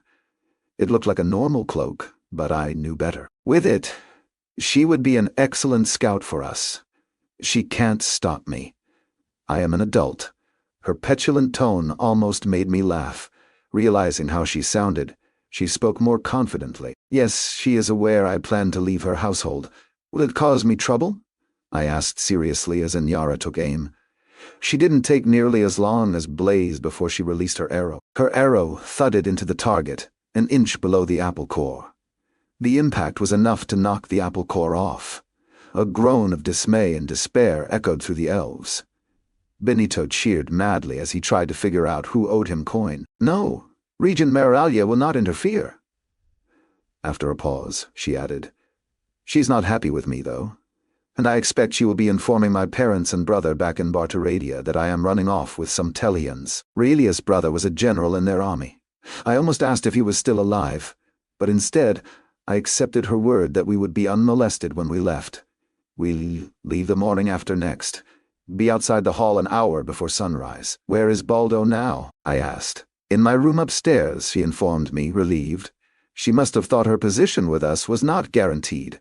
I just assumed she was not going to take no for an answer. Personally, I was a little surprised at how quickly the elf woman was joining us, and she didn't seem nervous at all to be adventuring with ex-legionnaires. She was placing a tremendous amount of trust in us. I grunted because that seemed like the thing Constantin would do at this moment. "We are going for a ride in the morning. You can join us." Raelia let loose a satisfied smile that made her look beautiful in the evening light. Maveth, who had been listening from a bench nearby, groaned. Inyara was receiving some ribbing from the adventurers as they broke up to get an evening meal. I caught her looking at Blaze with a respectful and perhaps covetous stare. She clearly had not thought she would lose to him. Benito was giving Blaze a share of the silver he had collected from the elves. I arranged for a meal for everyone before checking on the horses. Ginger was upset with me for some reason, and I thought it was because we had not gone for a ride with the others this morning. It was easy to find Raelia's horse from its unique saddle hanging outside the stall. It was long and looked like there was a special pillion seat behind it for Baldo. It was more of a basket than a seat. Raelia weighed maybe 100 pounds, and Baldo 50, so her gray mount would be carrying less weight than Ginger. There were grips inside the griffin's basket for Baldo to hold on to if Raelia broke into a gallop. I handed out half apples before returning to eat. Relia was eating contentedly with the others, already feeling like she had been accepted into the fold. They were all laughing at something Benito was saying. Looking around the room, it seemed like we were more accepted here today than yesterday, our Tellian stigma fading. After enjoying a meal of baked chicken and roasted veggies, everyone retired early to rest their abused bodies. I lamented not being able to convince the orc healer to join us. I was up first in the morning. Ginger was saddled and eager for the ride. The others wandered into the stables one by one. Maveth was a bit gimpy as he walked to his black stallion. I was proud the Goliath had not utilized a potion to wash away his injuries. Raelia arrived last, Baldo in tow. The dog-sized griffin looked around curiously as he stayed glued to Raelia's side. When we all mounted, we walked our horses out of the city. Baldo was sitting regally in his little nest in the saddle. "Don't griffins eat horses?" Mateo asked. I nodded. "It is their favorite type of meat." I patted Ginger's neck. "Don't worry, girl. I won't let the big bad Baldo eat you," Raelia defended her griffin. "Baldo is smart and listens to commands. He will only eat horses if I allow him to." Baldo hissed and chirped at hearing his name. I decided, as a leader, I wouldn't tease Raelia or Baldo. How long I kept that promise to myself remained to be seen. Outside the city we rode together, never breaking into a trot, even though I sensed Ginger's eagerness to do so. Ginger was also setting the pecking order among the horses, even bossing Maveth's massive black mount with a nip when Maveth started to have trouble controlling him. As we rode, we discussed how we would protect the 3 wagons, who would be positioned where, and how we would engage a threat. It was more of an open discussion than me dictating tactics. I made it clear that Blaze was second in command after me. We returned after midday and rubbed down the mounts. Baldo took to hunting rats in the hay, even catching one to Raelia's delight and praise. I thought Raelia was meshing well with the others. Mateo certainly enjoyed talking with her, although he was doing most of the talking. Although the merchant was providing food and feed, I sent Mateo and Blaze to obtain additional supplies for the horses. Everyone was expecting another training session tonight, but I let them off, to their relief. I told them to be ready 2 hours before sunrise to meet the merchant. It was time to make our way toward the Bhutan Caliphate. I was the first one to the stables, but it was 4 hours before sunrise. Ginger was happy to see me even though I was disturbing her beauty rest, and the other mounts knew I was the human with the apples. After giving Ginger a rub-down, I inspected Raelia's gray. It was a young stallion in excellent condition, and he responded well to my hands as I checked his hooves, musculature, and teeth. Ginger was getting a bit jealous in her stall, but I wanted to be certain the gray wouldn't be a hindrance in our travels. It was difficult to tell if he was battle-trained, but he was definitely not skittish. "What are you doing to Stormcloud?" Raelia's voice cut across the stables. "Just making sure he is healthy," I replied as I exited the stall. "I know how to select and care for my mount," she said defensively. Baldo chirped in agreement but plodded up to me, looking for a treat. I held up a shred of bear meat, and he sat instantly, his tongue hanging out in anticipation. If griffins could drool, Baldo would be at this moment. I tossed the meat, and he snatched it out of the air to Raelia's disapproval. She moved into her stall to saddle Stormcloud. "I like his name. Did you choose it?" Generally, legionnaires don't name their mounts, so they don't get too attached. But this is Ginger. I indicated my red-brown mare, who was not happy that my attention was directed at the gray and the griffin. I produced an apple to counter her jealousy. Raelia considered my words as she worked, getting Stormcloud ready. We were always taught that forming a bond with your mount was imperative to success. There is an intrinsic partnership between the rider and the mount. Without cooperation and understanding, you put both of you at risk. I nodded and decided to praise her opinion. Wonderful advice. How good of a mount will Baldo be? Will he always have black feathers? I tossed him another piece of meat when Raelia's back was turned. Raelia turned to look at Baldo, whose eyes were locked on me as he ground up my latest offering. Raelia exhaled in frustration. "Yes, he would be mostly black. He is a mix of a western species that are night hunters and usually midnight black in color. Baldo will still have lighter gray coloring on his legs and head from one of his parents." We didn't have more time to talk, as Blaze and Mateo entered the stables with their heavy packs. Mavith, still walking gingerly, was next, followed by a catatonic Benito. We all worked to get our mounts ready, snippets of conversation passing between us. Soon, we were leaving the stables.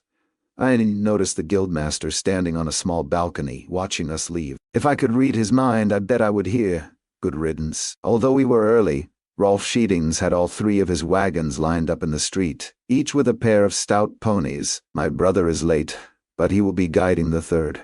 He looked at our group in the glowstone-lit streets. "Never thought I would see a Goliath on a horse, but I'm not sure if that monster could be called a horse." He chuckled to himself. He noticed Baldo sitting tall on the back of Raelia's mount. He walked up to the griffin, and Raelia gave Baldo the command word to remain calm. "An eagle," he guessed as he approached. "No, a griffin. What do you need a midget griffin for?" Raelia pursed her lips. "He is a hatchling, just a few months old, but already hunting and learning to scout. In a year he will be nearly full grown. A year after that I will be riding him." Rolf huffed in surprise.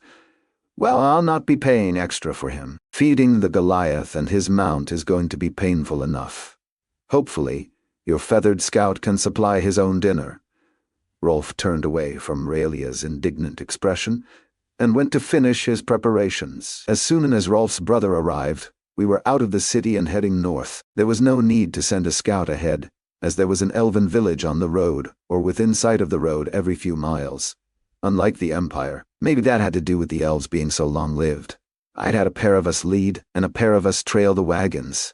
The 3rd pair flanked the central wagon, but as Rolf had said, it appeared it would be a fairly boring trip. The road itself was packed with smooth clay. "Blaze, ever curious?" asked Rolf. "Who maintains such a fine road?" "The Highway Guild sends out their mages regularly. We may pass one on our trip. Their mages summon an earth elemental to follow them and repair the road as they go. This is Esenham's main trade road, which is serviced twice a month. Lesser roads might see a mage and his elemental once a month or less, depending." Rolf chewed on sugarcane and spat it out.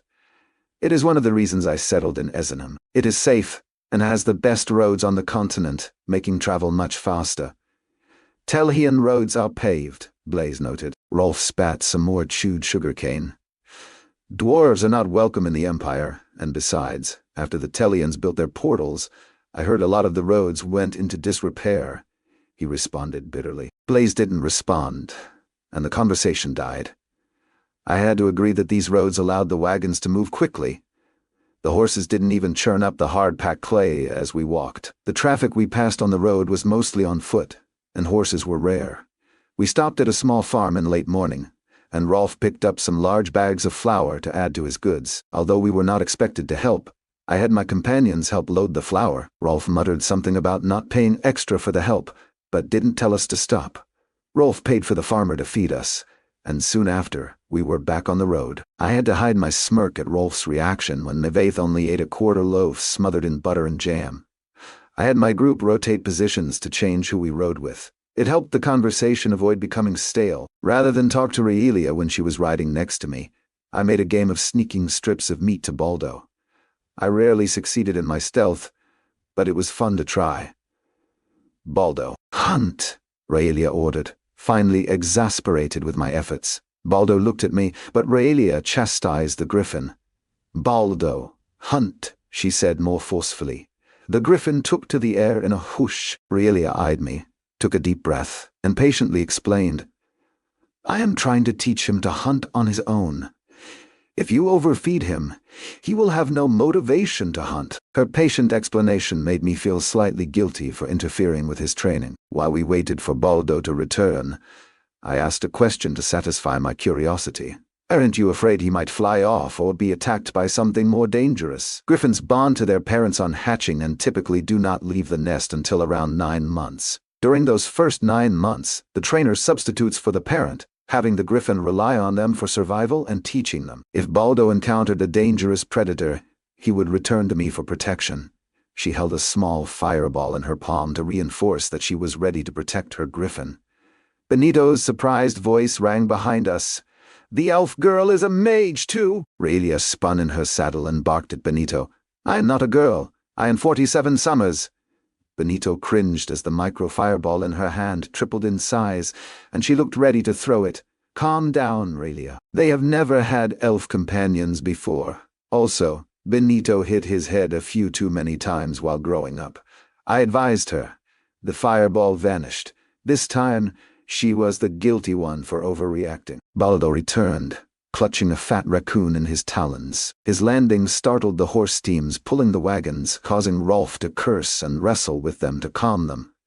Baldo ignored the commotion he had created and proudly walked up with his kill, dropping it in Ginger's path. Raelia turned bright red in either anger or embarrassment.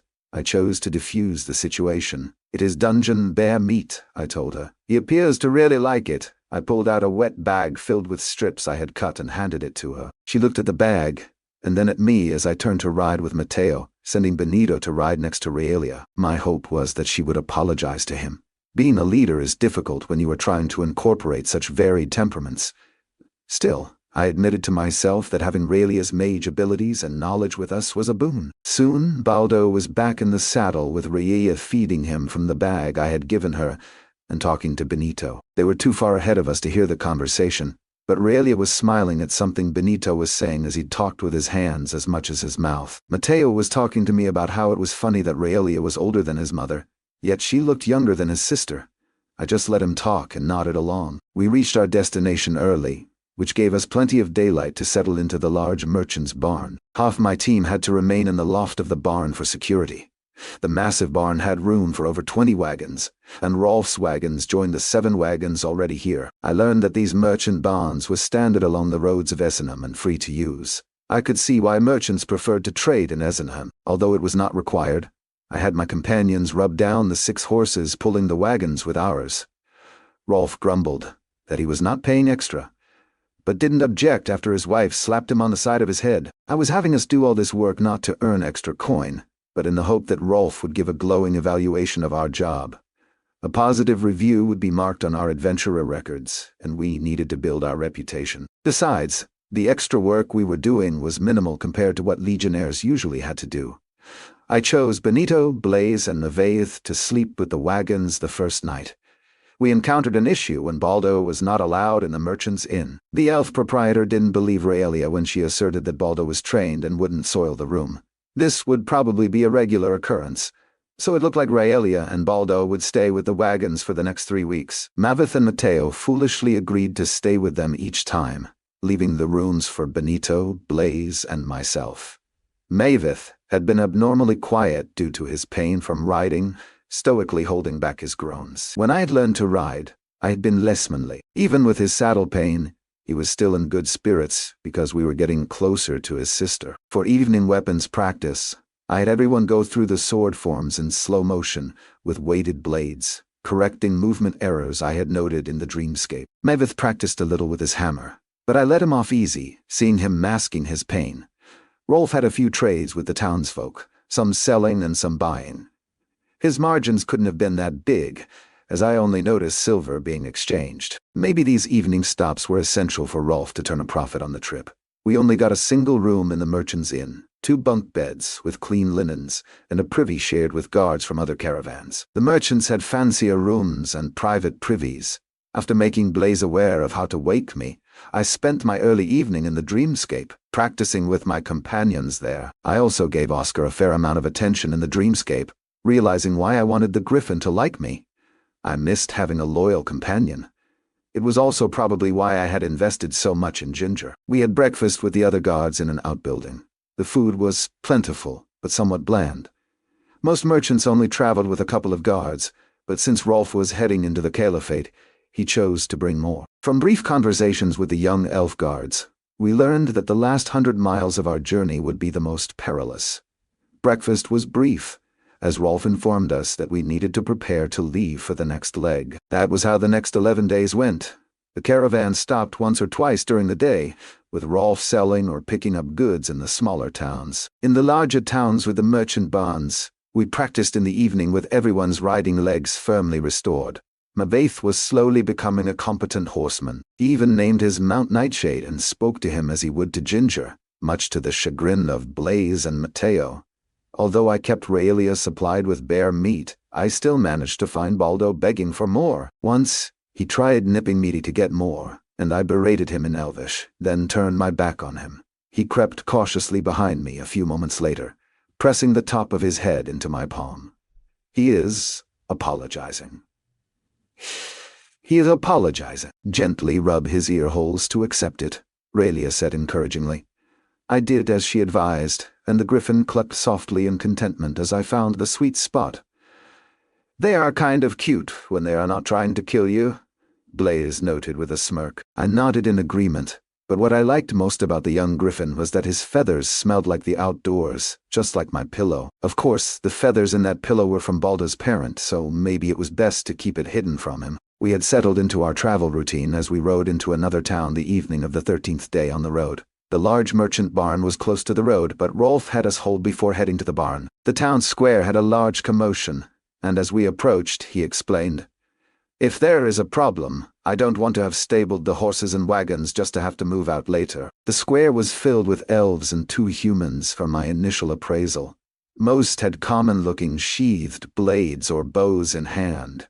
Rolf asked loudly of the elven mob, "Good folk of Essener, what is at issue?" We had mostly been ignored up to this point, but now we drew the attention of the 30-plus people gathered. One of the elves spoke for the group. "A child was killed and another is missing.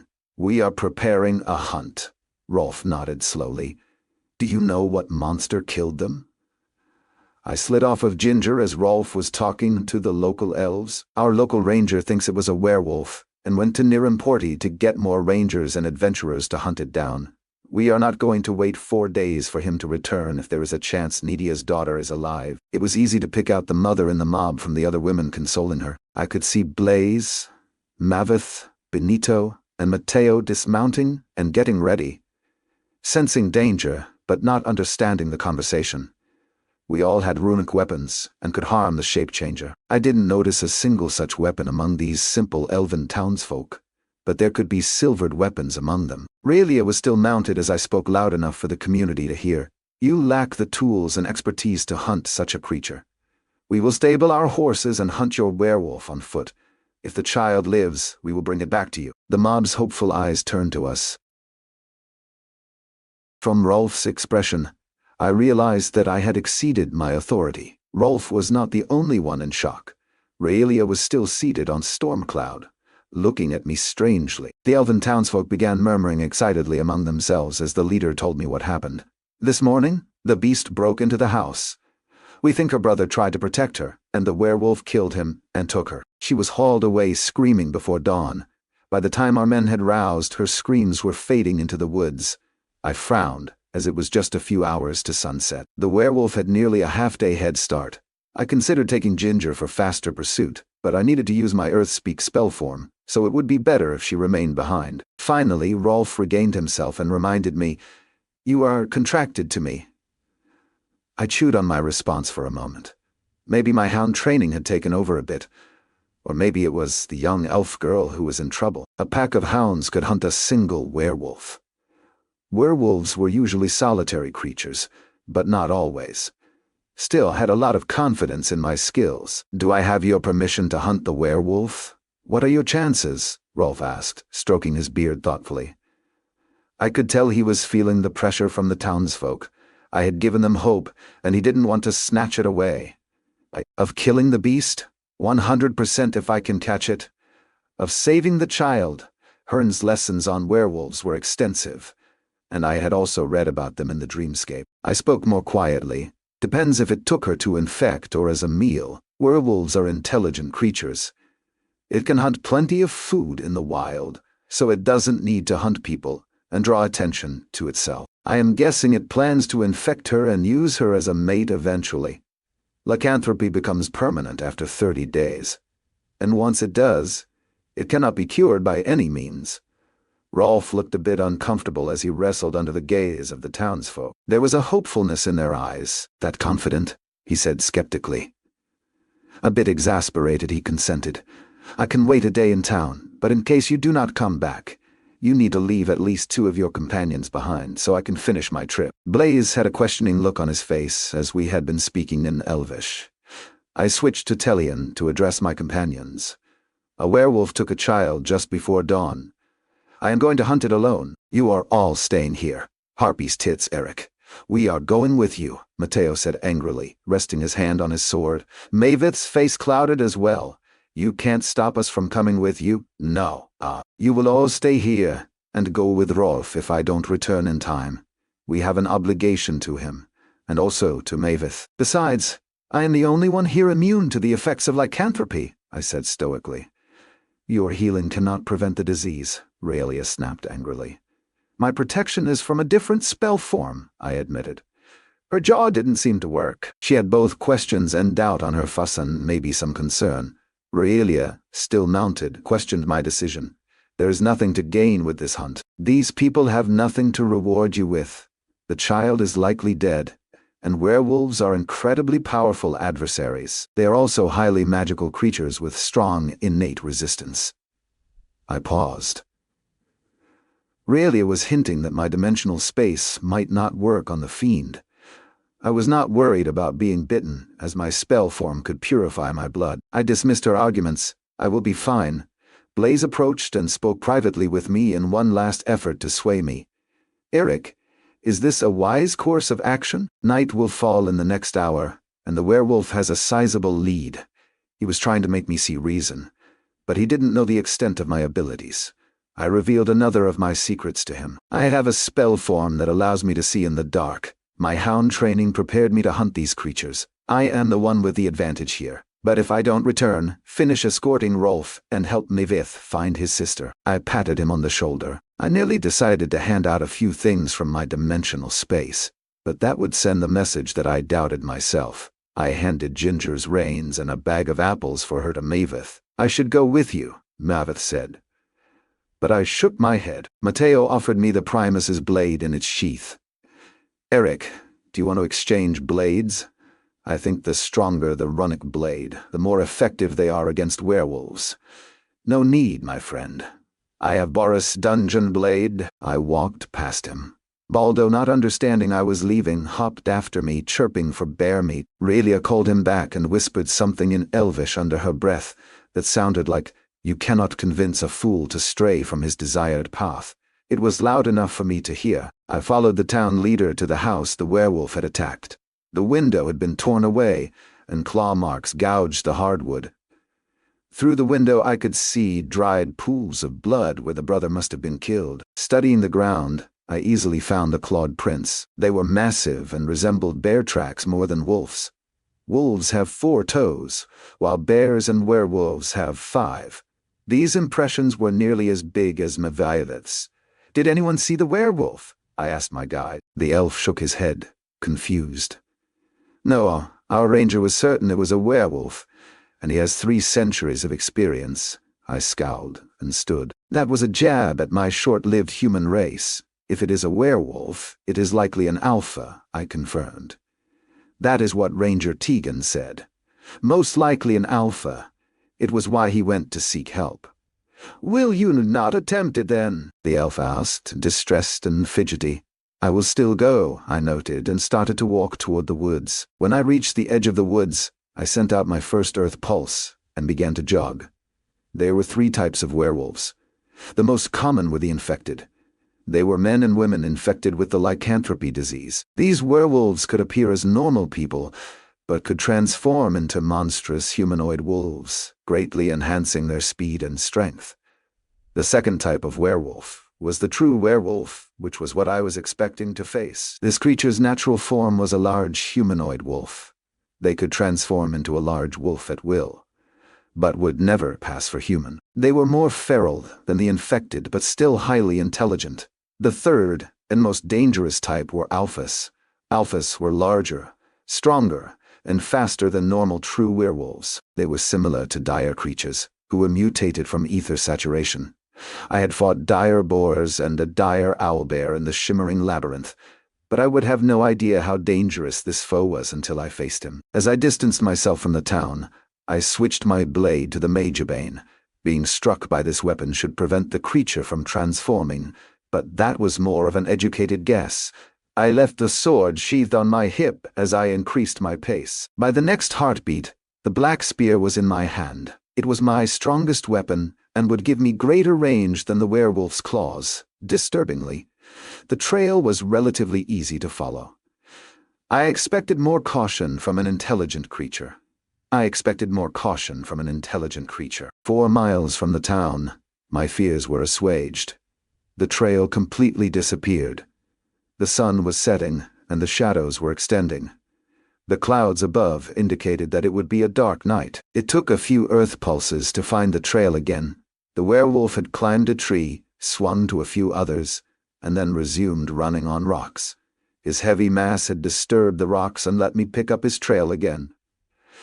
It was still many hours old, so I increased my pace. I funneled either through my night vision spell form and continued my pursuit as night fell. The child was alive. I found signs where the werewolf had rested and put her down while he drank from a stream. She had barely moved during these rest periods, and I could only imagine her fear. The Ezenem woodlands were teeming with wildlife, big and small. They scattered before me as I pursued my quarry. The most dangerous creature I encountered was a lone centaur who had bedded down. It was a female, and she endeavored to remain hidden as I passed. I had no time to deal with her and passed quickly. After hours of pursuit, I paused to drink some water. I took the break to reset my blood compass using Mavith's blood, not because I was concerned that he was following me, but so I could locate the caravan after confronting the werewolf. I activated it and sensed Mavith was over 20 miles away. I couldn't believe I had traveled so far. Dawn was still hours away. I knew I was getting closer to my quarry as the tracks became fresher. The werewolf lair was probably not much farther, and I could smell hints of pungent urine in the air. Just like wolves, werewolves marked their territory by peeing around the perimeter. I decided to withdraw till sunrise to see if I could locate them with the spyglass. I found a modest, mostly grassy hill and settled among the rocks. I was not alone for long as a creature approached me from behind. My earth pulse identified it as a werewolf, though it was smaller than I expected my target to be. I surmised it was a sentry I hadn't noticed. Either way, it was stalking me and planned to attack. When it cleared the rise and rushed my back, I was ready. The black spear easily pierced its hairy chest, holding it at bay. I drew the Mage and beheaded it in one swift motion. The werewolf hadn't had time to emit a warning howl, but in the aftermath, I increased the frequency of my earth pulses. The corpse was that of a mature, elven, female werewolf. It was clearly infected, but it was not a true werewolf. Maybe the alpha was building a harem for himself. After waiting for a few minutes to be sure I had not been discovered by more, I retrieved and used the collector. The etheric smoke coalesced into a minor dexterity essence. I stored the collector in essence and turned to studying my sight lines with the spyglass. A small finger of smoke told me they were cooking a distance away, just over a mile in my estimation. My jaw tightened. I hoped that they were not cooking the girl. I needed to know how many more of the creatures there were. I was confident against 1 or 2, but 3 or more. While I was looking for movement, another werewolf moved into the range of my earth-speak pulses. The creature moved cautiously, following the path of the last one. I guessed it was tracking by smell possibly how the first one found me. This time I was not going to let it get close.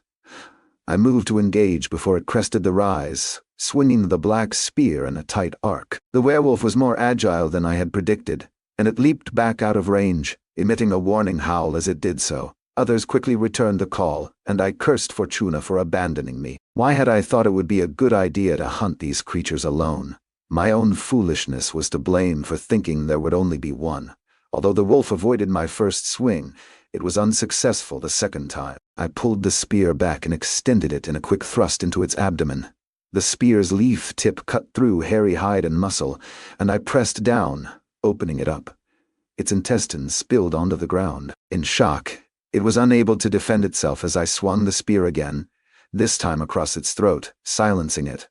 I moved to the best defensible position on the hill and waited to see what fate had in store for me. The werewolves circled the base of the hill, and I did my best to count their number. I thought there were 4 more plus the larger alpha, and I hoped there would not be any more uninvited guests. My dance card was definitely full. The alpha was massive. It stalked between the trees below, sniffing the air for my scent, and the blood I had spilled from its packmates. There was only one smart way they could attack. They would space themselves around the hill, and all rush me simultaneously to overwhelm my position. It would only take one successful bite to immobilize my arm or leg, and from there, I would be finished. Calmness overcame my simmering fear. All I needed to do was kill them, one at a time. Kneeling with one hand on my spear and the other holding a fistful of pellets, I waited calmly for the attack. There was no running at this point. It was the alpha who signaled the assault with a snarl and a barked command. I was surprised when he didn't join the 4 females in the rush. I decided he was just delaying his rush, but I didn't have time to worry about it. I smashed smoke and blindness pellets on stones near 2 of the werewolves, and the alpha's likely path of ascent. I faced the other direction, and the black spear flashed, removing the hand of a werewolf. A thrust penetrated the throat of another as I danced among them. I cursed as the spear tip burst out of the back of its neck as the werewolf fell toward me, trapping the shaft. I was not going to have time to extract the spear before the others reached me. I released the spear and drew the Mage. A splatter of blood from the werewolf with a missing hand hit my face. She spat spittle and blood from her mouth as she tried to tackle me for her packmates. The beast was a clumsy fighter, relying on her strength and speed but being far too direct in her attacks. I retreated and sidestepped her claw swipe before hacking the back of her neck. I was surprised at the minimal penetration Megabane achieved against the thick hide of her form. Her one good hand went to the cut as it flowed freely. She lost a few fingers as Magibane descended again, this time cutting deep enough to crush her spine. She fell limply. If she was not dead, she would bleed out quickly. I turned to face the final 3 threats, believing I was in good shape. My blindness pellets had done their job, and the other 2 smaller wolves were awkwardly rubbing their eyes as they emerged from the dissipating cloud. These females were thinner and leaner, and most likely more recently infected. The alpha roared from inside the cloud before bursting through in anger. Although his eyes were squinted and caked with dried tears, he looked less affected than the others. I needed to even the odds quickly. I rushed the blinded female on my left. The hulking, 8-foot alpha had enough vision to intercede. He barreled into me in a flash of movement, caring nothing for my blade. I managed to get Magibane angled under his ribs as he tackled me.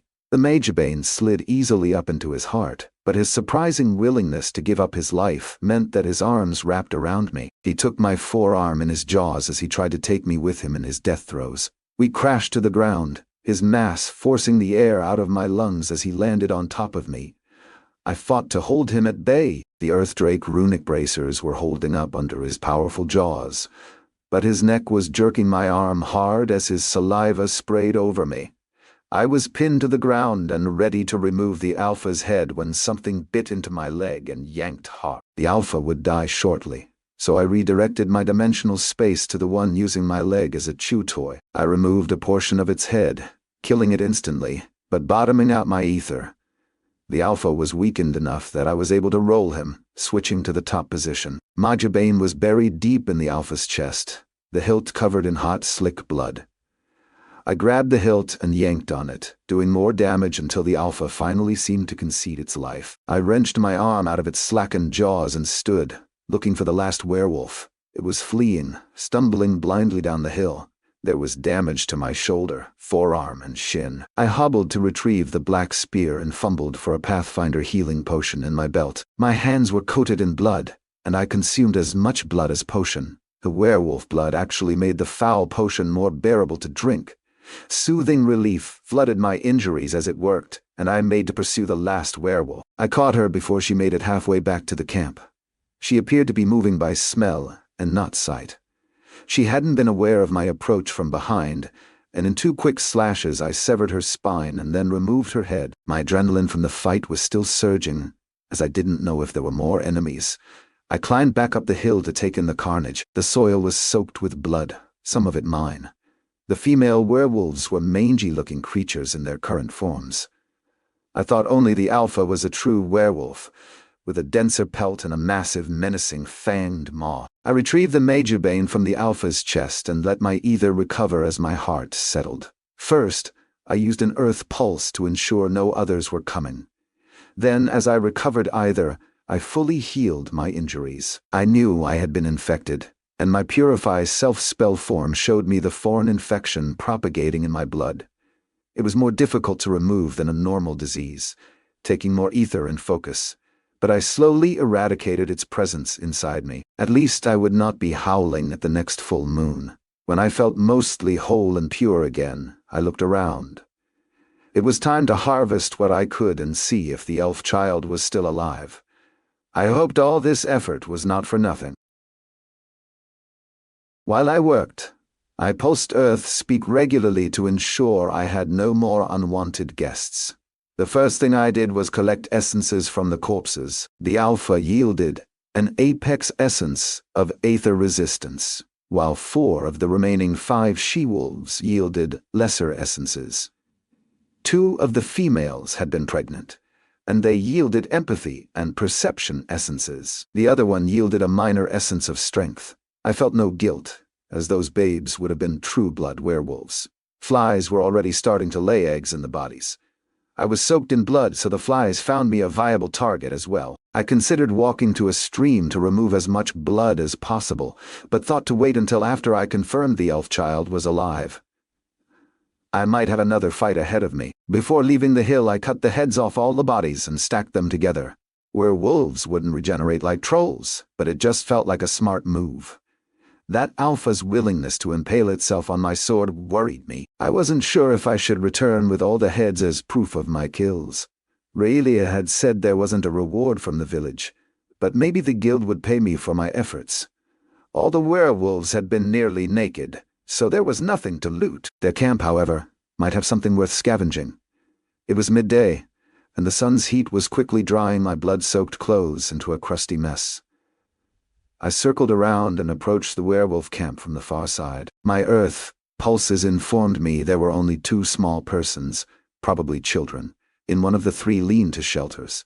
Still, I was cautious, and even discovered a stash of coins buried under one lean-to as I looked for traps with my pulses. When I entered the camp, I smelled the strong scent of urine. Curing meat hung inside one of the shelters, being smoked by a fire. The meat appeared to be mostly deer, but there were also parts of at least one skinned humanoid. Before confronting the 2 victims, I returned my spear to my space and sheathed Mage. I walked into the open, and the children recoiled at the sight of me. I admitted, I did look a fright. The children had torn and tattered clothing, and wore heavy iron collars around their necks. Chains attached the collars to weights to keep them from running. One girl had a bite mark on her shoulder. The puncture marks showed evidence of recently dried blood. The other young elf girl had a bite on her forearm that looked infected with yellow pus. She must have been picking the scabs regularly. The Alpha was probably waiting for them to be fully infected before releasing them to join his pack. I found and tossed them both blankets that had been out of their reach, but they made no move to cover themselves. It was easy to tell which of the 2 had been recently abducted.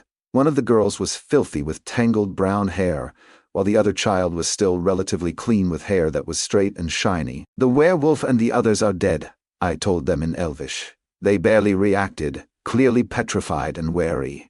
I am with the Adventurers Guild, and am here to rescue you. Still no response. Do you know where the key is for your collars? I hadn't found anything on the bodies. Finally, the cleaner girl shook her head nervously. I turned away to search the other 2 lean-to shelters for the key. One was being used for provisions and for smoking the meat, while the other was for sleeping, full of nasty piles of blankets and clothes. In the provisions shelter, I pulled the stubborn floorboards up to access the coins I had detected, thinking the key might be with the coins. The worn chest was buried in sandy soil and filled with silver and gold jewelry. Some simple, some ornate. The coins were mostly silver, and I found it strange that the werewolf kept them, given that silver was anathema to them. 3 large gold coins and a dozen regular gold coins rounded out the collection. The jewelry and coins should be enough reward for me if the village or guild didn't recognize my efforts. I sifted through the jewelry but didn't notice any artifacts. I sent the entire chest to my dimensional space and looked up to see the 2 young elven girls staring at me. Do you want to leave? I asked in as friendly a tone as I could muster. The newer victim nodded uncertainly, like I might be tricking her. The filthy one just stared at me, and I could see a feral quality in her eyes. How close was she to being fully infected? I approached them cautiously and held out 4 red pills. Each of you needs to consume 2 of these. They will help you relax. The cleaner of the 2 reached out tentatively, delicately taking 2 of the oblivion pills. The other was not so gentle, her hard, yellow nails digging into my spider silk gloves. She had been trying to hurt me intentionally, but didn't penetrate the gloves. She had bruised the skin underneath with her unnatural strength, but I quickly healed. Maybe she was beyond saving, but it was not my decision. Water, the first elf girl asked pitifully. Her voice was dry and cracked. I could see from where they had chained her that she didn't have access to any water. I went to the provisions shelter and found a water skin for them. I watched carefully as the 2 consumed the oblivion pills and collapsed into a deep sleep. I was suspicious of the dirty one, and searched the rest of the camp before dealing with the 2. There was a store of weapons, but they were starting to rust. Werewolves preferred to claw and bite in a fight. I sent 7 swords, a dozen daggers, 2 bows, and 40-odd arrows to storage. There were no runic weapons, but they were all of good quality and could be sold for a few gold each. Walking back to the 2 elves, I found I had been right to be wary of the dirty one. A slurry of red-brown saliva had dribbled out of her mouth. She hadn't swallowed the oblivion pills, but they had eventually worked on her anyway. I took some cordage and tied both girls' legs together and then their arms behind their backs. I carefully used my dimensional space to cut the iron collars free. I stored the first elf, and while I waited for my ether to recover, I scavenged up a large sack. It was actually a waterproof sleeping bedroll. When the second young elf joined the first in my dimensional space, I returned to the hill. All the heads went into the bedroll, which then went into my space. Looking at the bodies, I thought to burn them, as I was not sure if scavengers could spread the infection. I transported all the bodies in my space to the shelter with the smoking meat. It didn't take long for the fire to spread and burn down the small structure. I moved out of range of the smell of burning flesh and hair. I judged the fire wouldn't spread, and then consumed the Apex Aether Resistance Essence. It was one of my weaker magical attributes, and I couldn't recall consuming one before. But I had now consumed over 100 essences. As the essence spread from my abdomen out to my ether channels, I felt a chill come over me, as if I was freezing from the inside out. It passed as quickly as it had come, but it was one of my more unpleasant essence experiences. It was early afternoon when I began my light run back to the elven town of Essenor. I was relying on the blood compass, as there was no way to follow my trail in a timely fashion. It was good practice for moving silently and using my earth speak. Still, I knew it was over 20 miles and would take me 5 to 6 hours. I stopped when I found a suitable pool in a shallow, wide stream. I wish I had someone to watch my back when I cleaned my clothes and gear, but I would just pulse earth speak more frequently. Stripping, I put on fresh underclothes but scrubbed my armor and rinsed the bloody clothes. The spider gloves and shirt were easy to clean, but the leggings and other clothes were going to be permanently stained. At least I would be able to get the smell out of them. In damp clothes, I continued my trek back. I assumed my clothes would be dry by the time I arrived. At sunset, the woods shifted from birdsong to an orchestra of insects. I wasn't as fortunate tonight as I was when I tracked the werewolf last night. A predator either picked up on my movement or I was not being as quiet as I thought. The thunderous crash of tree branches being snapped alerted me long before my night vision located the creature. It was faster than I was, but it had the advantage of having 4 legs. I focused on running while I tried to identify what beast it was. As it closed in, I became fairly certain it was an earth drake, based on the feedback from my pulses. Unlike ordinary creatures, this one was clearly outlined, indicating that it resonated with the earth affinity. It was not nearly as large as the one I had encountered in the shimmering labyrinth. I knew they were territorial, so I must have passed through its domain. Hearn's advice on encountering one was to learn how to run faster. They had thick-scaled hide, and the larger they were, the harder the hide was to penetrate. They were probably the dumbest of the drake species, but you didn't need a lot of smarts when your enemy couldn't injure you. I moved into a denser thicket of ancient trees. Although the trunks were spaced farther apart, this should slow the drake, as it would have to weave around them instead of charging through. It would likely halt its pursuit if I could escape its territory. If it continued and got close enough, its life was forfeit. The thundering pursuit scared anything in front of us out of our path. It was stubborn and still closing in on me, so I decided to confront the creature. I sheltered behind a massive oak, expecting it to snake around to one side. Instead, it used the tree to stop its momentum, shaking the ground and causing debris to fall from the tree all around us. Maybe it had thought I was trying to climb the tree to escape it and hoped to knock me down. It would have worked if that was what I had been doing. The draconic head snaked around the tree, ready to snag its prey. I almost felt sorry for it when I saw the look of confusion in its eyes as its head fell to the ground. I had only removed a thin slice of its neck, beheading the creature. The ground shook as the body settled to the forest floor a moment later. I watched the life leave the majestic creature's eyes before it slid down to rest against the tree. It had certainly been an eventful day, and I deserved a rest. I patted the snout of the drake. "Sorry, but I gave you a chance to let me go, big guy. Don't worry, I won't let your body go to waste. Earth drake hide makes great boots and armor." A spray of blood from its nostrils seemed to disagree with me. It wasn't alive, just expelling the air trapped in a cavity. I sighed, now speckled in blood. That was not very nice. I just took a bath. I used the collector as soon as I had recovered enough aether. The drake was not large, just over 30 feet tail to snout, but it still yielded a major earth essence, which I consumed immediately. I washed it down with some water as the essence had a grainy texture when it dissolved. The aftertaste reminded me of dirt. I could tell the essence's effects were minor, but even minor improvements to the affinity extended the range of my earth speak. I then proceeded to skin the drake. I used a mix of dimensional cutting and Boris dungeon-forged blade. I got 19 squares of the hide, scales still attached. The scales would have to be removed to treat and prepare the hide, but it was enough for a few future sets of armor. The chance encounter had stalled me for 2 hours. I arrived back in the village a little after midnight. Torches were lit around the town, probably in fear of the werewolf returning. I could see Mavith sitting outside the merchant's barn. He was sewing something, clearly waiting for me to return. I circled the village to approach the barn from the far side.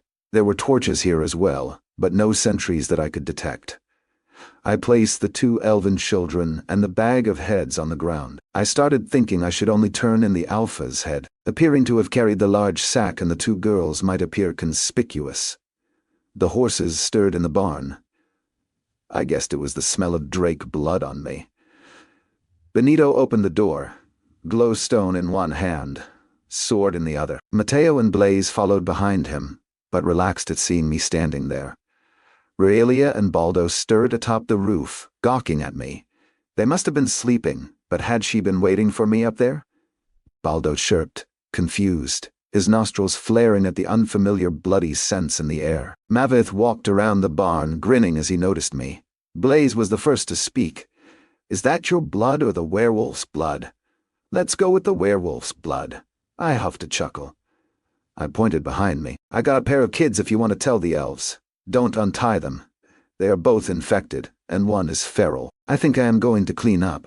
I had heard Ginger get antsy in her stall when she heard my voice, so I went to check in with her before heading to a nearby stream. My companions were speechless as I walked past them, but I heard Benito mutter something about some elves that owed him some silver. When I returned from washing my armor and rinsing my clothes again, the children were gone, and my companions were standing around the 7 heads on the ground. Mavith looked up at me, his voice full of concern. "There were 7 of them." I moved in close to the group so we couldn't be easily overheard. I assumed the townsfolk were focused on the children at the moment, and my night vision told me no one was hiding nearby. I slowly and coyly counted aloud. Yes, 7. The big one there, I think, was an alpha, and he was kidnapping and infecting women to start a pack, I said dismissively. My companions were still stunned that I had fought 7 werewolves alone. I should have only brought back the alpha's head. I produced the 3 essences to distract them. Benito's eyes caught the glint of the spheres in the light of the glowstone. They had essences on them. "You got really lucky," Benito said with admiration. "No, I used a collector on them," I replied casually. This bit of information would come up sooner or later, and now seemed like a good time. Mavith and Raelia already knew about the collector from the Shimmering Labyrinth. With his eyes on the essence, Mateo asked, "Where did you get a collector? Did Castile give it to you?" "No, it belonged to Durandus. But don't talk about it in public. Collectors are even more valuable outside of the Empire, I informed him, and eyed my companions to make sure they understood. The shock on Mateo's face was priceless. "Hey, I think Flavius was looking for that collector," Benito said, breaking in the silence. Blaze was more thoughtful. "You've had it since, Macha." "Suppose it makes sense since your space is larger than Castile assumed. Was that where the extra food in the Silurian library came from?" I almost wished for the quiet, reserved Blaze over this introspective Blaze. I admitted it. Yes, Mateo laughed. Lurkin and Adrian told us all to shut up and be grateful we had it. I hadn't realized the men had talked about the miraculous appearance of food in the library. I had been exhausted from using the kettle on specters, and hadn't paid much attention to anything else going on. I should have known the men would have been wise to the miracle of food suddenly appearing, as meals were something everyone had fixated on. "I prefer not to talk about our time in Kaelora," I said sorrowfully. "We had suffered and lost a lot of friends." I snatched back my hand from Baldo, who had lunged for the essences. Raylia yelled at him. "Baldo, no!" She looked at me with shame. "Sorry, I purchased him a minor essence of Constitution 2 months ago. He really enjoyed it." "Griffins can consume essences?" Mateo asked in a shocked tone. Raylia pursed her lips and lectured the group in a tone I knew well from the labyrinth. "Any creature besides the unliving, to my knowledge, can. Constitution essences are prized for mounts, as they can slightly lengthen their lives and make them viable mounts for longer. For Baldo, that essence should make him airworthy for me for about 4 decades, and he should live almost 50 years. Out of Baldo's reach, I handed Benito the empathy essence, Blaze the dexterity essence, and Mateo the strength essence. "What is this for?" "We didn't do anything," Mateo said, holding up his dark purple sphere with the glowstone behind it. I hesitated for a breath before I replied. Was I being like Castile and trying to buy the loyalty of my companions? Maybe. Their gains would be so small they wouldn't matter, but still, they had chosen to support Maveth and me. "You are part of the adventuring team. An equal split of the bounty we find." I said that now, but Castile always kept most of the mental essences for herself, and probably all the magic ones as well. She was generous, not stupid. Benito had already popped his empathy essence into his mouth. Mateo and Blaze followed suit shortly after. Baldo let out a sorrowful crooning sound, disappointed that he got nothing. I tossed him a cube of bear meat to quiet him. "Did you all practice this afternoon?" I asked, and suddenly no one made eye contact with me. Raylia, grinning, spoke for the group. "We went for long walks in the woods," she quickly added, "not far from the town. Maveth and I tried to teach the others how to move quietly. Mateo is a lost cause, but Blaze and Benito did well enough." The truth was clear. They were venturing out in hopes of finding me, but I had traveled far from town. If they had come with me, one or more might have been injured or infected. Someone was coming, and Raylia let us know who it was with her superior night sight. "Rolf is coming from the Merchant's Inn. That is where they brought the afflicted." We waited as the dwarf merchant walked purposely toward us. His thick beard hid his expression in the shadows of the night. He barked happily. "Well, you stirred things up a bit. They will be leaving to bring the children to a healing mage in the city in an hour. Sadly, one looks too far gone. The good people collected a reward for you." Rolf fished out a small but heavy-looking pouch. "North of 7 gold in small coins if my eyes worked properly when they were filling the bowl." "Tell them they can keep it," I said, waving off the reward. Benito started coughing and Rolf's eyes showed shock. "I found some coins in the werewolf camp. Plenty of compensation. They will need that gold to pay for a cure. From my hound lessons, I knew it took a powerful healer to eliminate lycanthropy from the blood. The Healers Guild won't charge for a lycanthropy purge," Rolf said. Seeing that I was not going to take it, he lowered the bag to his side, Benito's eyes following it. "Plan to collect a bounty on those?" He indicated the werewolf heads. "There is a bounty?" I asked, intrigued. It had been on my mind, but mostly, I wanted to demonstrate that the threat had been eliminated.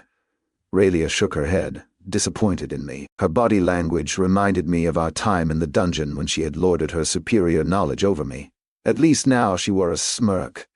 "The Adventurers Guild has bounties on all dangerous creatures. You needed to bring proof. I thought that was why you brought the heads. How much?" Benito asked for me, his eyes still following the sack as it disappeared into Rolf's pocket. It differs by the kingdom, since they are the ones who ultimately pay the bounty. In Barteradia, a werewolf head was a large gold. I don't know if an alpha was more. In Nisenhenhem? I don't know. I just joined the Adventurers Guild recently, Raelia explained purposefully. They are Eric's kills. It is his gold, Blaze stated, like it was decided by all of them. Well, tie them tight in a bag. I don't want the wagons stinking. There is a branch of the Adventurers Guild in Kelsilo. We will be there in 2 days. Rolf looked back at me. You sure? He confirmed, meaning the town's reward, and I nodded. He sighed like he disagreed with me. I will explain it to them then. Don't want it seeming like you are spitting at their generosity. Tell them to prepare a send-off feast to show their gratitude, I told him before he retreated. He walked away, muttering something about stupid mercenaries. The others were in conversation, speculating about how much the bounty for the heads would be, and I followed Rolf to get a few hours' sleep in the guard rooms adjacent to the merchant's inn. In the morning, there was a feast for the aegis, at least for this modest town. There was more food than we could ever hope to eat, but Benito and Mateo tried. We invited the other guards to share, and it was not lost on me that Rolf let us leave a few hours late. Apparently, most of Benito's bets were with the other guards, as silver was exchanged at breakfast. We even got a rousing send-off from the elven villagers. It was nice to be appreciated, even in the waterproof sleeping roll. The heads baked in the sun and began to stink during the day. We tied the bag to the back of the last wagon, and no one guarded the rear. At night, we buried it in sand to mask the smell. A day later, I was presenting the heads to a guild clerk, while the others tended the horses. She was wearing a mask as she pulled the maggot-infested heads from the bag with a practiced hand. She was not squeamish as she examined each nasty, monstrous head. "Where did your team encounter the werewolf pack?" she asked, trying not to breathe in after she finished. "About 22 miles southwest of Essenor. The werewolves had 3 open-faced log shelters. I found 2 infected children, and they are being brought to Nirimporti to be healed." I replied helpfully. "Was there a posting for their rescue?" she asked as she signaled for a lean elf in an apron to approach. "Burn these, please." She muttered to herself loud enough for me to hear. My job would be much easier if all adventurers could be trusted to always tell the truth. No, there was no posting. We arrived in the afternoon. The child was taken before dawn, and the local ranger went to get help, I replied. "No reward then. Pity. It couldn't have been easy to handle so many, even though these females were probably small. It's been 7 or 8 years since we had werewolves in the region. Never a good omen." She pulled out a sheet and began to write out what I assumed was a voucher. I was never good at reading upside down. She asked for my and the others' medallion numbers. Even though they had not assisted, I gave her everyone's registration numbers. She completed the sheet and turned it around for me to confirm what she had written. It was a relatively simple bureaucratic form, as things went. It listed the location and details of the kills. I didn't see the amount of the bounty anywhere on the sheet. Was there no bounty for the werewolves? "I don't have the gold here to pay out. This will be filed in Arteria." She indicated the report she had created. "It will take a week or 2 to get there. I will hold a copy in case it doesn't. Then, at any large guild hall in the world, you can use a message to confirm it with Arteria, and pay yourself, or anyone in your group, the bounty. The gold actually comes from the Eisenham coffers, not the guild." "And how much is that bounty?" I asked, not thinking it was large due to her nonchalance. I also did not have a great relationship with Guildmaster Jartile. Alphas are a scourge. 100 gold for him. The lessers, 10 gold each, but I'm being generous since they were a pack. Normally it is 5 gold for a recently infected. She might have been smiling under her mask, but I couldn't see it. "That leaves you 144 gold. Seeing my confusion, she explained. 10% to the guild, 90% to you." She spent 15 minutes stamping out a bronze voucher for me with the amount owed and the corresponding number on the report she filed. "Don't fret. Once it is approved in the Arteria Guild, payment will be quick." With this snail-paced bureaucracy, I doubted it would be quick. Maybe I should be angry about a 10% tax, but it was much more egregious back on Earth, where taxes ate half my income. "Is there a bounty book?" I asked before leaving. "I have an older copy here. It is updated annually by the kingdoms where the guild is allowed to operate. Mostly it is utilized to generate job postings for subjugations of threats." She retrieved a book from the shelf and handed it to me. It was basically an indexed system for S&M bounties. She helped me by turning to the werewolf index. As she had said, the alpha was listed at 100 gold, but there were other add-ons listed. For instance, 1 additional gold for each person the creature had killed, or 1 silver for each livestock. Also, as she had mentioned, a lesser werewolf was 5 gold, but if they were in a pack of 4 or more, each bounty was raised to 10 each. As I was engrossed in the details, she said, "Most bounties are pretty standard kingdom to kingdom. When a monster crisis arises, we mostly use these books to create job postings in the adventurers' halls. The kingdom coffers will cover the reward." I nodded, thinking it was a semi-efficient reward system. I paged to the Earth Drake to see what the bounty might have been. It was based on the size of the drake and a few other factors. The size of the one I had killed meant it was just 30 gold. Seeing where I was looking, Clark explained, "Some dangerous creatures that have a lot of harvestable materials are listed for less than you would expect. An earth drake this size could be harvested by a skilled skinner, generating 1 to 200 gold. Most kingdoms account for that when rewarding kills." After I paged through the entire book, I thanked the clerk and went to find my companions at the merchant's barn in town. They had all finished with the horses and were joking around while Baldo hunted rats in the loft. I showed them the bronze voucher. It was 144 gold. That is 24 gold each, but the wheels of bureaucracy turn slowly. "Maybe in 2 or 3 weeks. Blaze looked about to speak. "I don't want to hear it. Equal split on the bounty." There was probably a similar amount in the dirty chest I had found. I would hold those for company funds. The rest of the trip was mostly uneventful. We ended up traveling with 2 other merchant caravans from the elven city of Pavora to the orc city of Kara. Rolf grumbled as he paid our wages. 44 silver to each of us with a 26 silver bonus. Shocked at his generosity, I asked him why. Grumpily, he told me. "Word spread of your deeds in Essenor. I did better than an average run. But there might have been some misunderstanding that is I who sent you to rescue the child. I didn't correct that assumption." He chuckled wryly, and I joined him. "If you have given up your foolish notion of going deeper into the caliphate, I would be willing to pay you 10 silver a day and your companions 5. Your group is certainly more competent than most the guild sends to me. I would even pay for the griffin's nourishment." I looked at my companions nearby. Benito was looking around in awe at all the orcs. His purse was heavy with silver that needed to be spent. Blaze was holding the reins of all the horses, waiting on me. It looked like Raelia was having second thoughts about bringing Baldo along because of all the attention he was getting from passing orcs. Maveth was grinding his teeth as 4 Goliaths carried a carriage further down the street. Mate Mateo was eyeing an orc brothel down the street. At least I assumed that was what it was, judging by the women loitering outside. "No, we have a plan in mind. May Fortuna bless you with large profits." I shook wrists with the dwarf and joined my companions on our walk to Kora's Adventurers' Hall. Kura was a sprawling city nestled among fields being cultivated for planting. The outer walls were a dark stone, but most of the buildings within were made of wood. It almost felt like we were in an alien world, with nearly every citizen being an orc.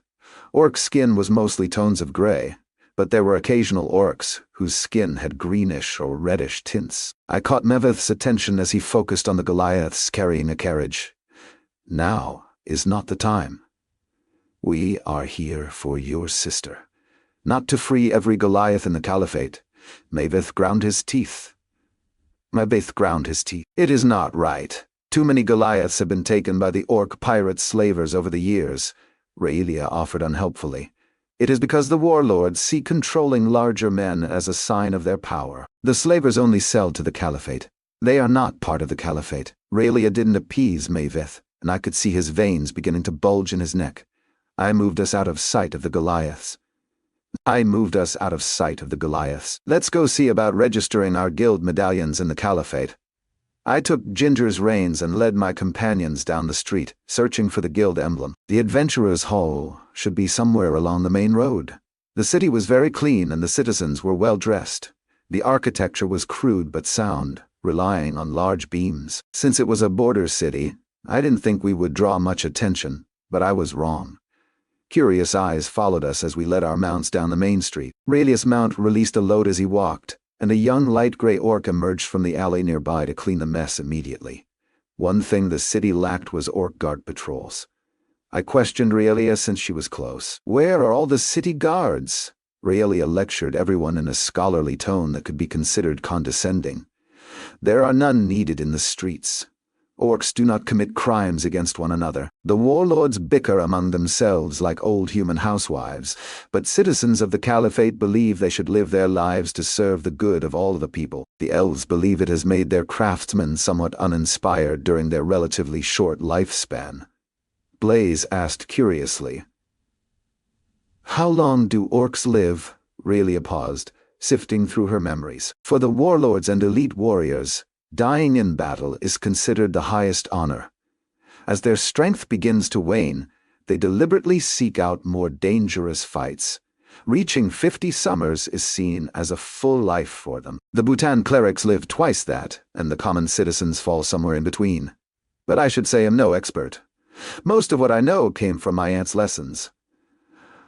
"I thought that was why we brought you along, because you were the expert," I said, casting Realia an amused glance. She didn't answer, just frowned, clearly irritated. I could see the tension in her shoulders as every orc eye stayed fixed on Baldo, who was perched like royalty in his pillion seat atop Stormcloud. The griffin seemed to bask in the attention, but the attention paid to her griffin was making Realia nervous. We soon found the guild symbol, a tree with hundreds of branches mirrored by roots, on a sign over a building that looked more like an inn than an adventurer's hall. The young orc stable hand did not speak Telhian or Elvish, and we had to rely on Realia to converse with him. After a lengthy back and forth, it was 2 coppers a day for each mount, and an extra copper if we wanted grain mixed with the hay. I decided to pay 3 days in advance, just in case we had to delay our departure. I gave the young orc a silver, which included a tip of 28 coppers. Realia relayed my expectation that he changed the water in the stalls 3 times a day for each horse, and that he only give them the best hay and grain. I knew from Lucian that if sand got mixed into the hay, it could cause problems in the future that would require a healer. Ginger didn't like the unfamiliar smells or the strange orc stable hand, but settled down after an apple and some comforting words.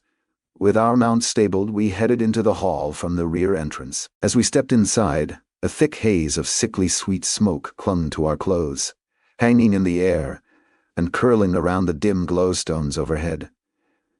The scent was cloying, part spice, part rot, like overripe fruit left too long in the sun. Dozens of low tables filled the room, each surrounded by adventurers lounging and drinking, with a few puffing lazily on ornate pipes shaped like serpents and beasts. The coals inside a large fireplace glowed a vibrant red, casting strange shadows. A long, scarred, stained bar stretched across one side of the room, where a few hefty orc adventurers nursed heavy mugs and muttered in low voices. Behind the bar, mismatched bottles neatly lined shelves, their contents an array of colors. Across the chamber, the standard assignment board stood against the far wall, faded, scratched, and covered in a patchwork of curled parchment. A pair of armored orcs strode along its length, scanning the notices with bored expressions, their weapons clinking softly at their sides. Surprisingly, we did not draw much attention until Baldo chirped loudly and hissed. A server had stepped too close to Realia, and Baldo was warning the cautious young orc away. A dozen heads turned our way to study our group and the griffin. Under the hard gazes, Baldo puffed up to appear bigger, but after traveling with him for 3 weeks, I knew he was actually afraid. Ignoring the attention, I headed for the clerk's desk, my group following. A gray-haired orc was reviewing some paperwork and looked up, mildly annoyed. "We are here to register our guild medallions to work within the Caliphate. 6 rooms for 2 nights if available." I spoke in Elvish, and he pursed his lips, his short lower tusks showing. "How many, and where will you be traveling?" he asked in rough Elvish, but his sharp eyes were examining my group. He was clearly eyeing our weapons and making a judgment of our skill. Our runic weapons were disguised as best as we could manage. Only Benito stood lazily in our party, straining his neck to make out a card game being played by a halfling, 2 orcs, and a human. "We will be looking over the job posting board, but we hope to delve into the Vault of the Spirit, Arachnid, and the Whispering Grotto." He looked surprised at the dungeons I had mentioned. That is quite the trek, he said, focusing on me suspiciously. My talk with the orc healer had been very productive. The vault of the spirit arachnid was in the middle of the Bhutan Caliphate, and the Whispering Grotto was on the northern coast, not far from the warlord who had purchased Mavava's sister, Zarana. We have a contract with an arcane weaver in Esenham who wants the ethereal silk from the spirit arachnid, and an alchemist who wants troll blood from the Whispering Grotto. The blood is only viable for a few days after harvest, he said, doubting me. A member of my party has a small dimensional space, I replied. He slowly nodded in appreciation, accepting my explanation. Medallions, he finally requested. I was the first to hand mine over. His eyes were briefly shocked by the silver coating, and then he noticed my number. 13? He said, annoyed. Your membership originated in the Telian Empire. My guild number was 13,393,919. The 13 indicated at which adventurer's hall I became a member, while the second number was my membership number at that location. Is that going to be a problem? I asked flatly.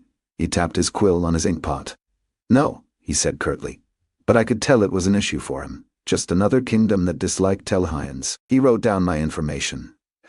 As he handed me the medallion back, I informed him, I am only registered in Telha. I am from Singa. I have no loyalty to the Empire. I don't know if he believed me, but he seemed somewhat appeased. Now, a little more helpful, the clerk offered advice. There is a backlog for entry into the dungeons you are interested in 3 weeks or more. You could sign up for the queue here if you wish. 1 gold for each dungeon. What if I miss my delve date? I asked suspiciously. He waved his hand dismissively. You are just placed at the end of the queue. Miss 10 dates and you relinquish your fee.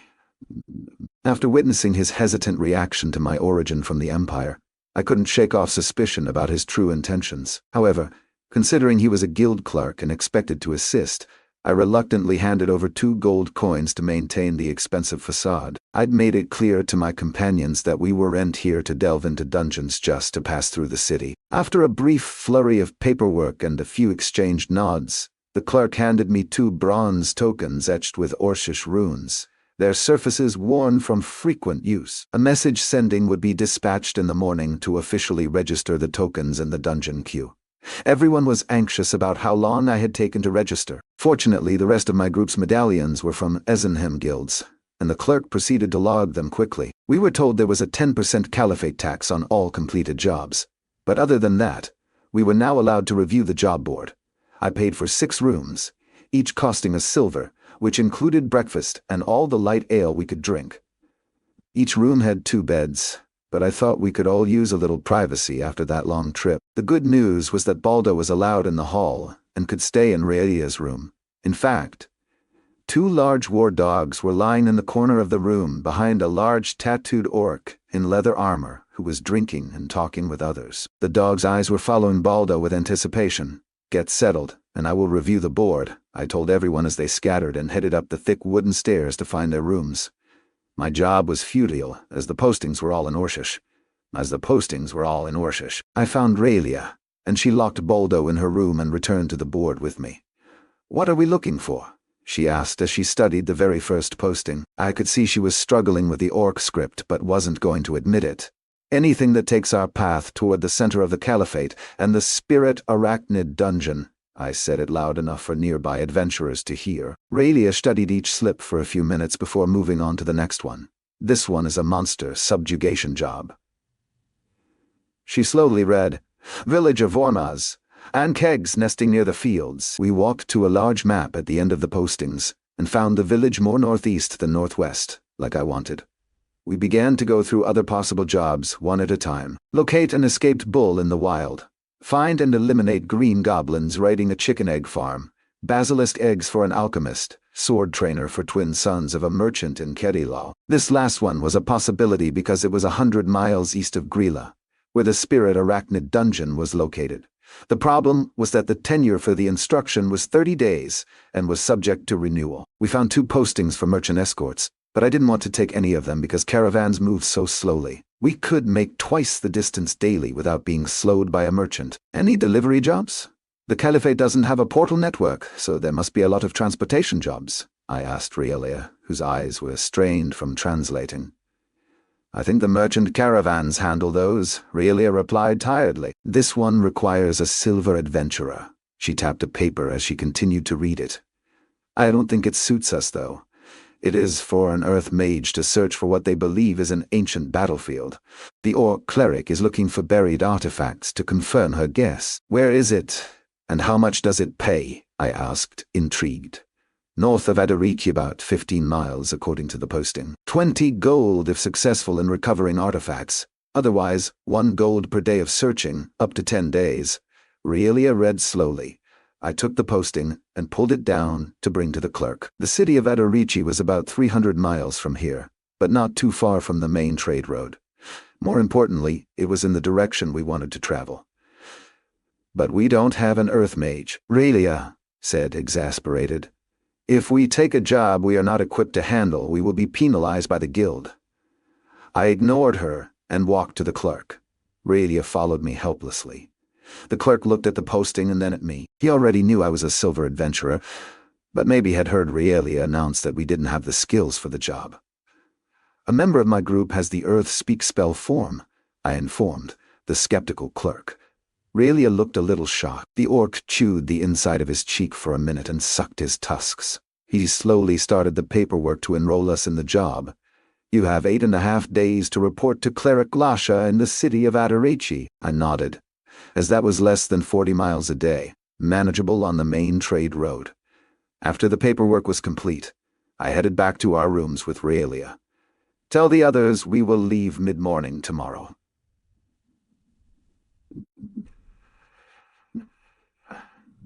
I would have liked to give them more of a rest from the saddle, but circumstances do not permit it. "Who has Earth Speak among us?" she asked in a harsh whisper. "Mava that has a stone shape and is incapable of true spells." "I do," I said, opening the door to my room and closing it behind me before Realia could ask more questions. I left her stunned in the hallway, where she stayed for a few minutes before I heard her head to her room. Baldo was clearly excited to see her return, clucking for attention through the thin walls. This trip would take us a third of the way across the Caliphate and bring us that much closer to the warlord who had purchased Zirana 10 years ago. I decided to forgo searching for an orc guide among the adventurers. Realia was somewhat suited to the task, and I didn't want to risk having too many unfamiliar eyes watching me. I didn't use the amulet or sleep much that night since I was restless. There was a lot of uncertainty ahead of us in the Caliphate lands, and everyone was looking to me to be the confident rock, even though underneath, I felt just as uncertain as they did. As the leader, my mistakes could get my friends killed, and I was feeling more pressure now that we had entered the Caliphate. There was an old saying my music teacher in high school used to say, "Fake it till you make it."